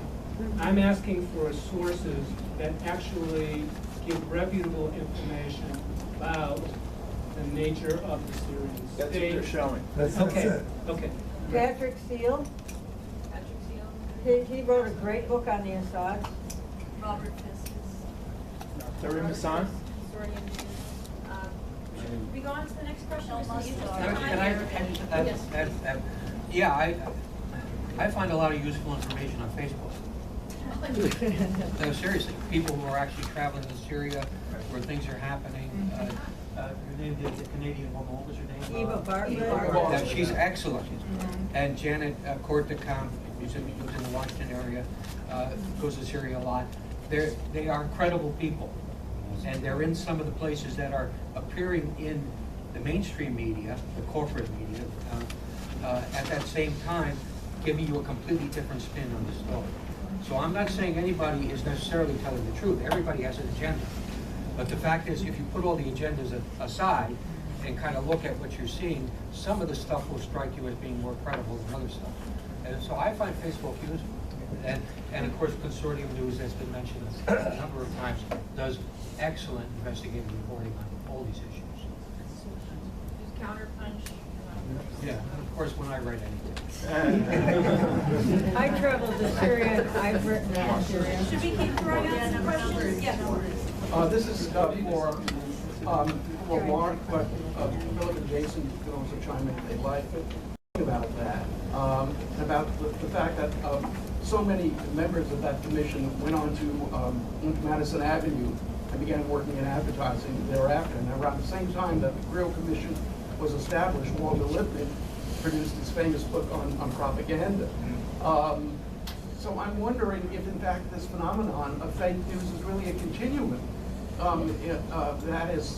that began to surface in American foreign policy when the first notions of globalism really began to develop during World War I. Yellow journalism. Edward Bernays. Well, yeah. Edward Bernays, for I mean, example. this could be a whole separate panel, of course, but the fact is that accomplishment, basically whipping the American public up into a very productive war fever, getting them to buy bonds and enlist and so on, that completely changed the reputation of all the professions that were devoted to perception management. I mean, before the war, public relations, being a publicist, all this stuff was regarded as kind of déclassé, a little sleazy, and the business community had no use for it either. They thought, you just put the name of the company before the public and you'll sell your goods. The war demonstrated how tremendously useful it could be to take a scientific approach to perception management, and it also raised its moral profile because they had done this wonderful thing, by helping us to defeat Germany and so on. And I do believe that your basic point is correct, that that talent, that the mobilization of that skill is inseparable from the project of empire. You see what I'm saying? So, as long as the United States has had imperial ambitions, it has depended on that kind of ability to bring the American people along. And it's just simply become more and more sophisticated and more inclusive through the decades, which is why we now have a moment where Democracy Now! Does episodes defending the white helmets or Pussy Riot. Do you know what I'm saying? Yeah. So that's why you get Pussy Riot playing themselves on House of Cards. That's why you have Saturday Night Live attacking Dilma Rousseff, and routinely doing Russophobic comedy bits, that are, shockingly crude and kind of racist. That's Saturday Night Live, you know what I'm saying? So, we're really at an unprecedented moment, and to answer your question, I don't think there's anything much we can do except what we're doing already, which is talking to the people we know and trying to spread the truth laterally, to the extent that we act like Professor Davenport. We are functioning as the capillaries of the propaganda system. You know what I'm saying? Because once you buy it like that, and you go around screaming out this crap you've picked up, you are a propagandist yourself. All right? But we can counter that. Because frankly, to be perfectly honest, I don't think there's much we can do about it.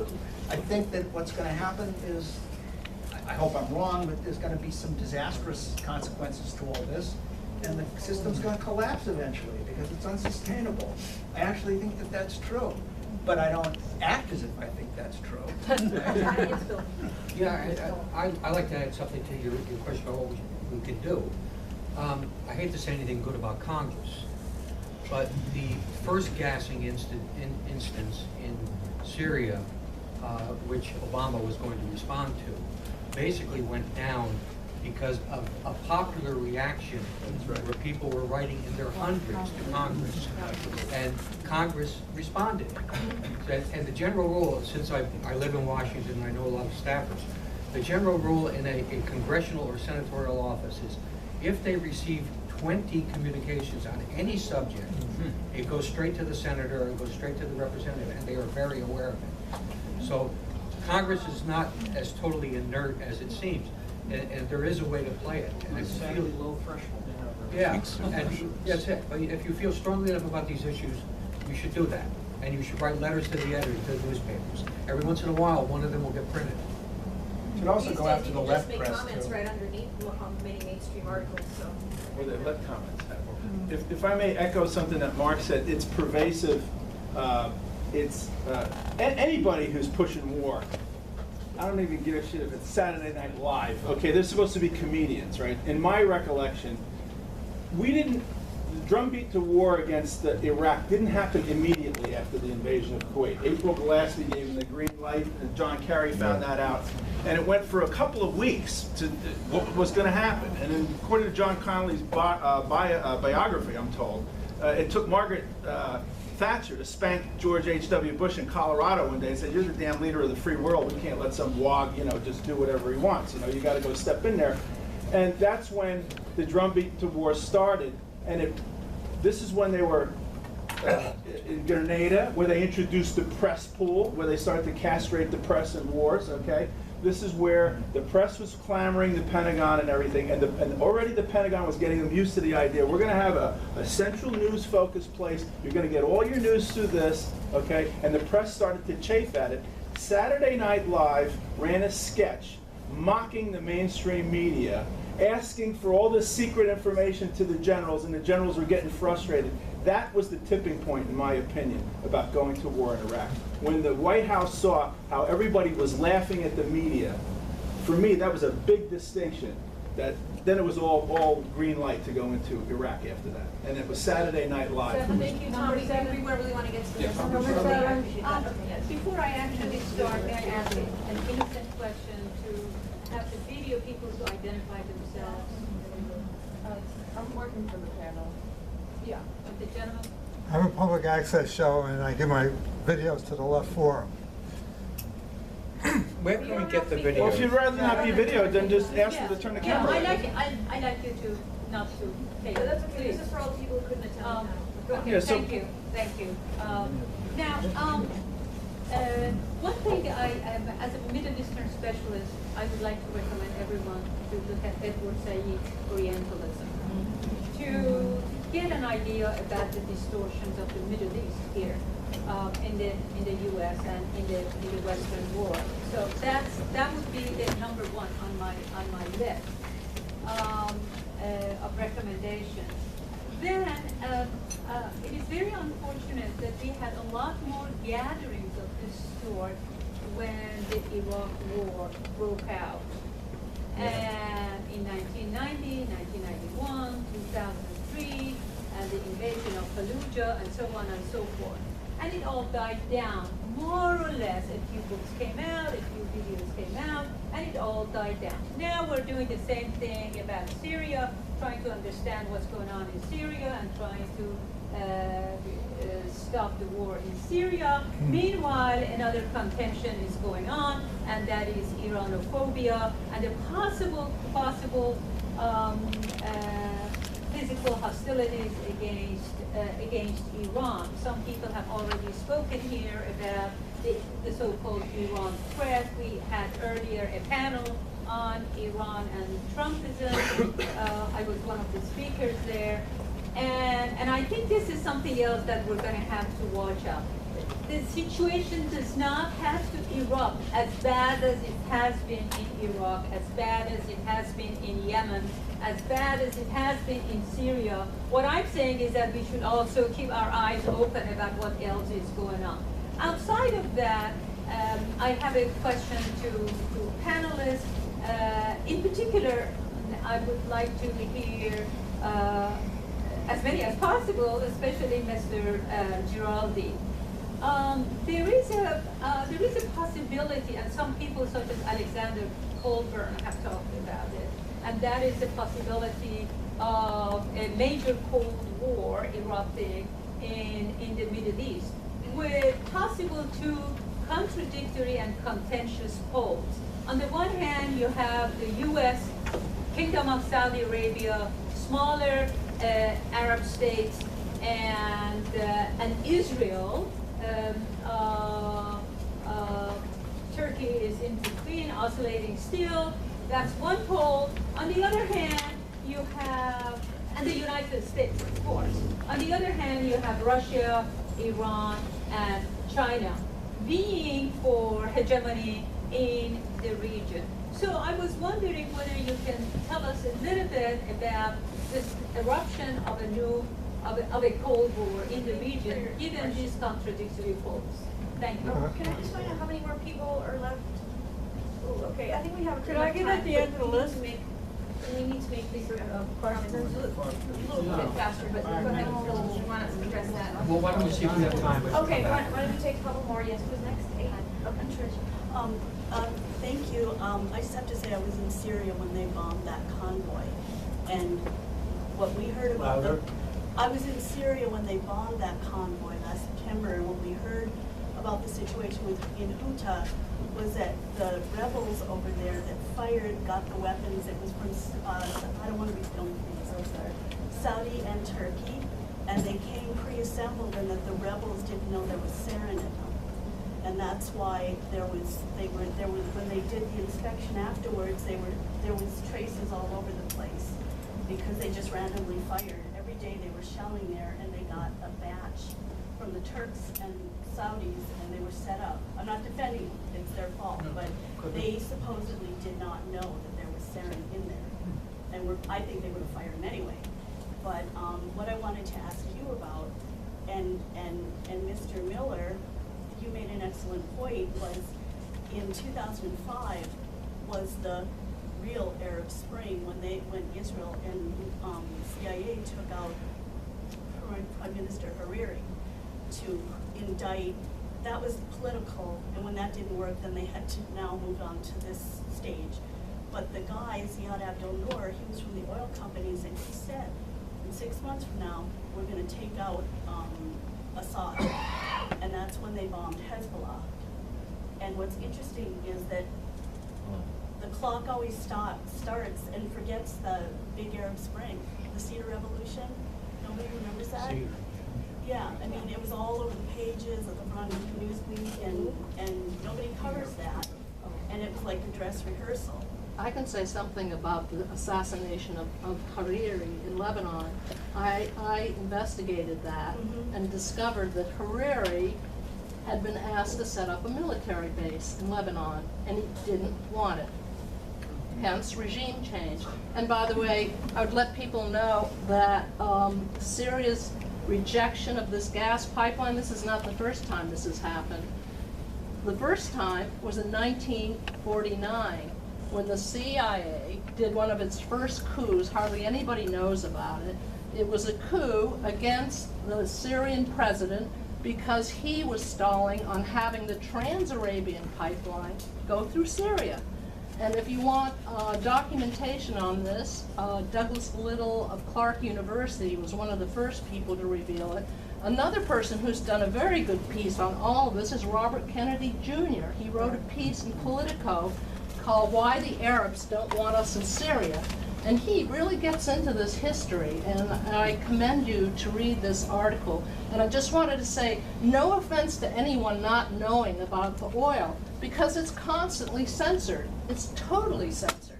I can't get my book published, and so that's why you don't know about it.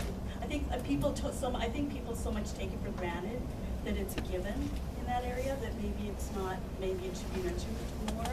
But the other reason that I feel is, like, I interviewed some Lebanese forces guys over there, and I talked to Israeli Defense Forces guys in 2002, and they were talking about. Okay, we got back to the question. Give some other people. Thank you so much for establishing the motive in the first Syria. Overthrew Syria. Oh, yes. I mean, I was going to ask about this in the beginning, but in terms of the motive, do you all actually believe that it's solely oil in these pipelines, or is there another reason for the geopolitical, militaristic aggression that we see from the Western powers in this region? Well, I think part of it is trying to eliminate a regime that's set on an independent economic force or one that's not involved with the U.S. system. You know, it's part of that, part of that neoliberal program. You know, before the invasion of Iraq and after it, what's the guy's name? Who was Wesley appointed Clark. after Bush? Wesley Clark. Paul Bremer was talking perfect madness about how they're going to turn Iraq into a kind of neoliberal paradise. You know, everything was going to be privatized. It was going to be like Ayn Rand should be on all the coins. So yeah, it's not just oil. Oil is key. But there's also this sort of demented. It's exactly the kind of revolutionary fervor that we always impute to communists. You know, that we're going to remake Syria now, was Iraq, into a you know, kind of neoliberal thing. As well as countering Russian influences. Countering Russian influence. Right. Well, they want to do away with Russia too for the same reason. Shall we continue? Yeah. Thanks for your question. And who was next? Oh, I have a question. You know, first of all, just a brief comment about Orientalism, which is that people find it easier to believe. I mean, the propaganda is really racist that we get, because if you say that the true Arab, the ones that we support, and oh well, they're just monsters, but that's just the way they are. In Saudi Arabia, for instance, the al-Saud family is somehow the representative people of the region, or the al-Khalifa's, or any of these other families that govern these places, and then we dismiss the civilized advances, the independence of countries like Syria, or even in Iran. They're not Arabs, but the Iranians, and the things that they've achieved, because people don't understand it, and we dismiss the complexity of that, then that's an incredibly racist way to perceive the world. But the other thing I heard, you know, to talk about Cold War in the Middle East, if you live in the Middle East, it isn't cold, and I have a hard time understanding how someone could call that a Cold War, because, you know, the Cold War was basically a stalemate. Nobody was like invading anybody during the Cold War. Well, the United States was doing some serious damage in Eastern Europe and Greece and places like that, but Southeast Asia. yeah, so, well, not Africa, but my point is that I don't know how cold it is, and I wonder if you'd make a comment on the fact of, is it really hegemony to have regional alliances that just don't happen to include the U.S. because it isn't in the region? Whereas, you know, I'm wondering about the whole how that fits into the propaganda terminology. Thank you. Thanks for your question. And I don't want to leave anybody out. There's no more time. No more time. No more time. Right here in front. Yeah.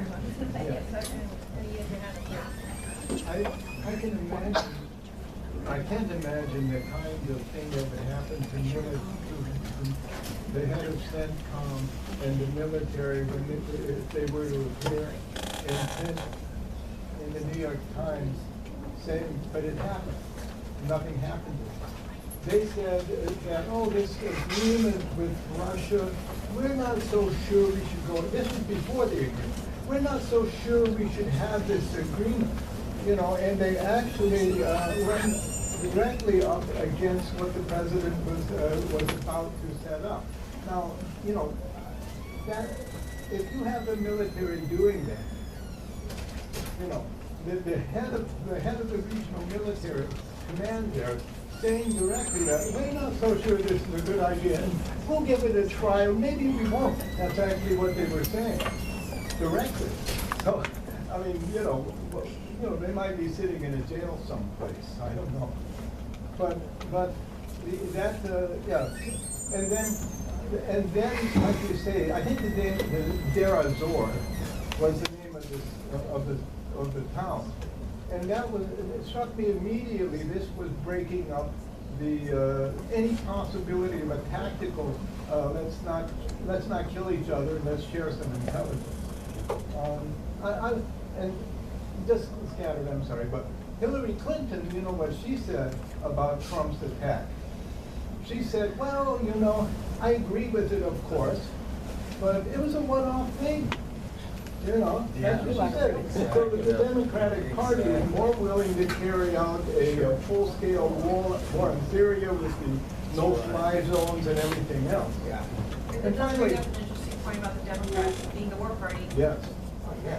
And finally, just one thing, could somebody describe what happened in 2011 in the streets in Damascus, and where you get the story that it was a pure virginal uprising against the dictator.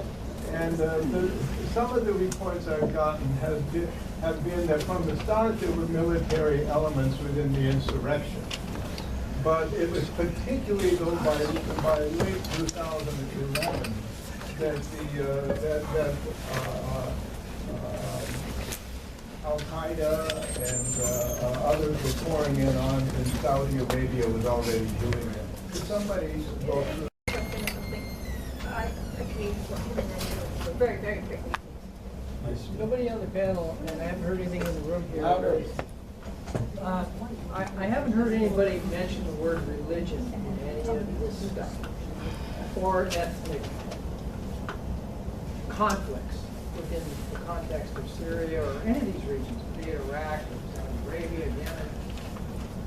What's your feeling about how it's either being manipulated or it's a cause of these conflicts? I'd be curious to see what your reaction is. And lastly, and you really are the last point. I'll make it real quick. I'm just here to support people like on this panel and to out the thinly veiled imperialists like Jeremy Scahill and Goodman that are plenary speakers at this conference, and support. I'm also supporting the 3 or 4 banned panels that are on the floor number 2 that were packed like this room. So that's what I'm doing to get the word out.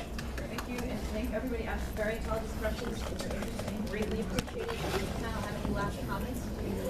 Yeah, can I make a last comment which is unrelated?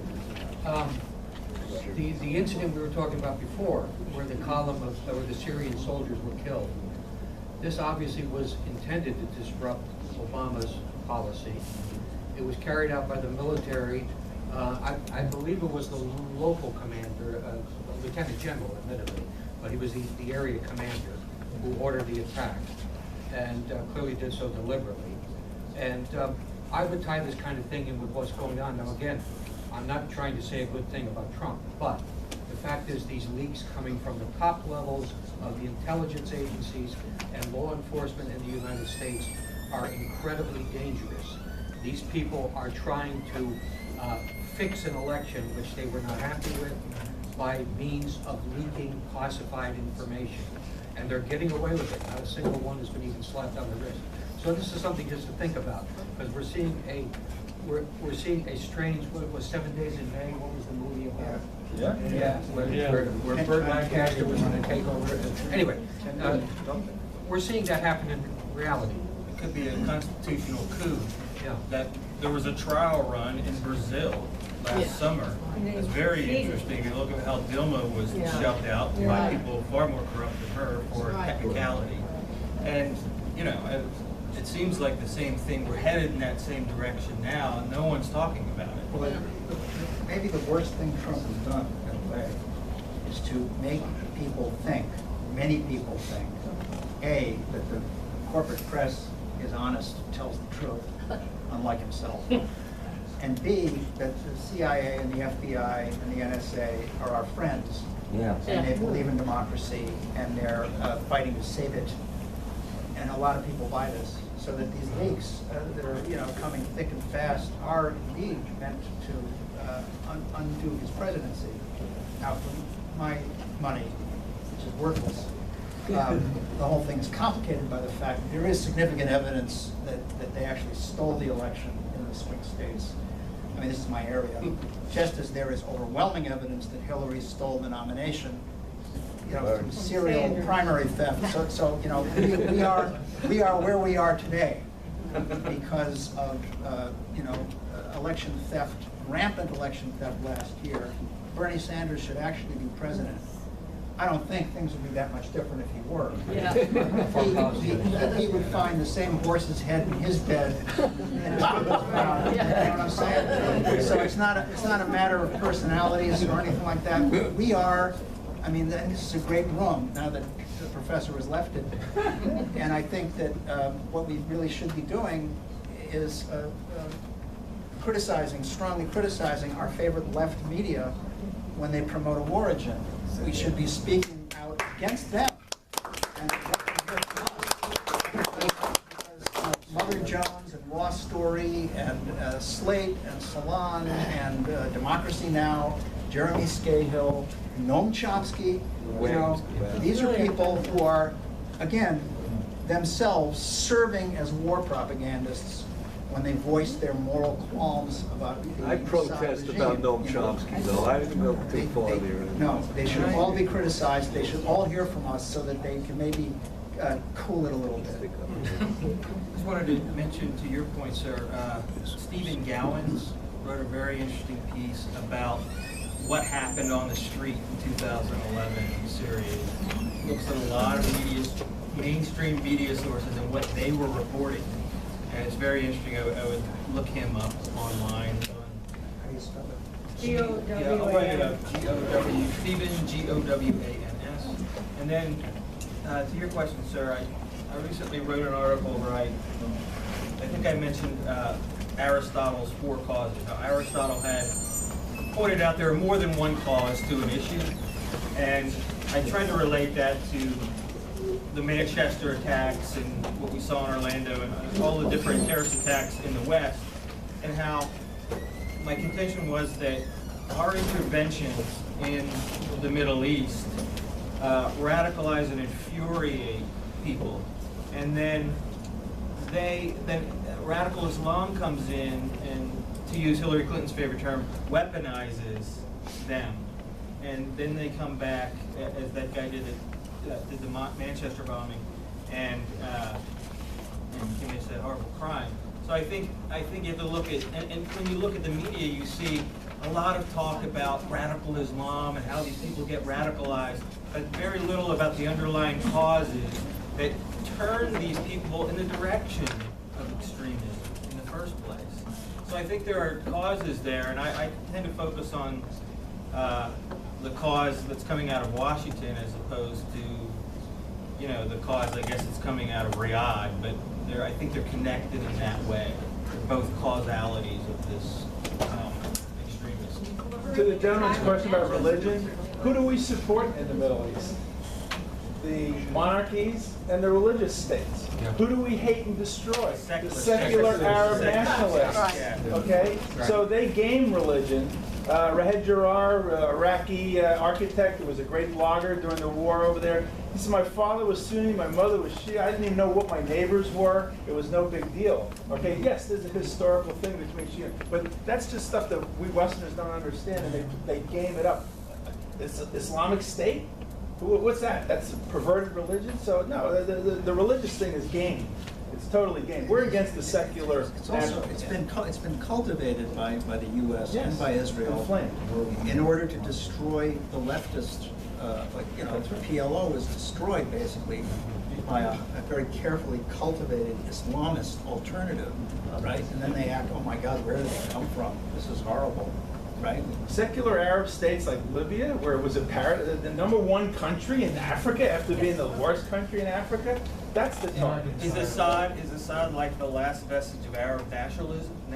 Well, he certainly is an Arab nationalist, sure, the Ba'ath Party. I mean, and also religion. That's a whole collection of religions there that somehow they've been able to keep it together. Let's not forget, though, we weren't interested there illegally, except in Russia. If you have one more question. Actually, it's a statement. Okay. So I'm the naive Martian in the room, maybe. Welcome. So we are all responsible for everything that's been talked about. And when I say we, I don't just mean everybody in this room. I mean this country and probably most of the world. In 1987, I started a company called Learning to Live with Conflict. The doctrine for that company is that a peaceful world is not possible without individual people who see peace as a possibility, meaning that the options we perceive as individuals collectively shape the alternatives which exist for the whole world. Until we can find opportunities in our own lives to do it differently, there's no way we can dream up world peace, because our individual consciousness collectively shapes the reality that we inflict on the whole world.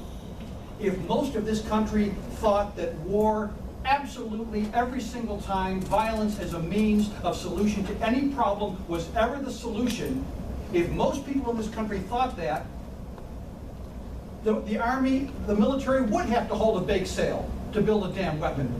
But too many of us still say, well, you know, there are times, and as long as we think like that, we're lost and we're never going to get found. And I'm sorry this sounds dramatic, but man, I've been listening for decades. We need to end war. We need to end violence as the response ever. It always makes things worse. It never makes things better. That's all I got to say.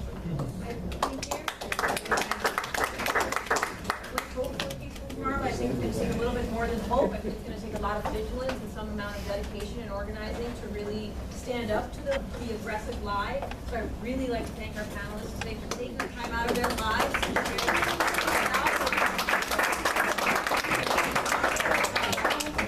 keep track of these stories. Take a picture of that stuff. It's great resources.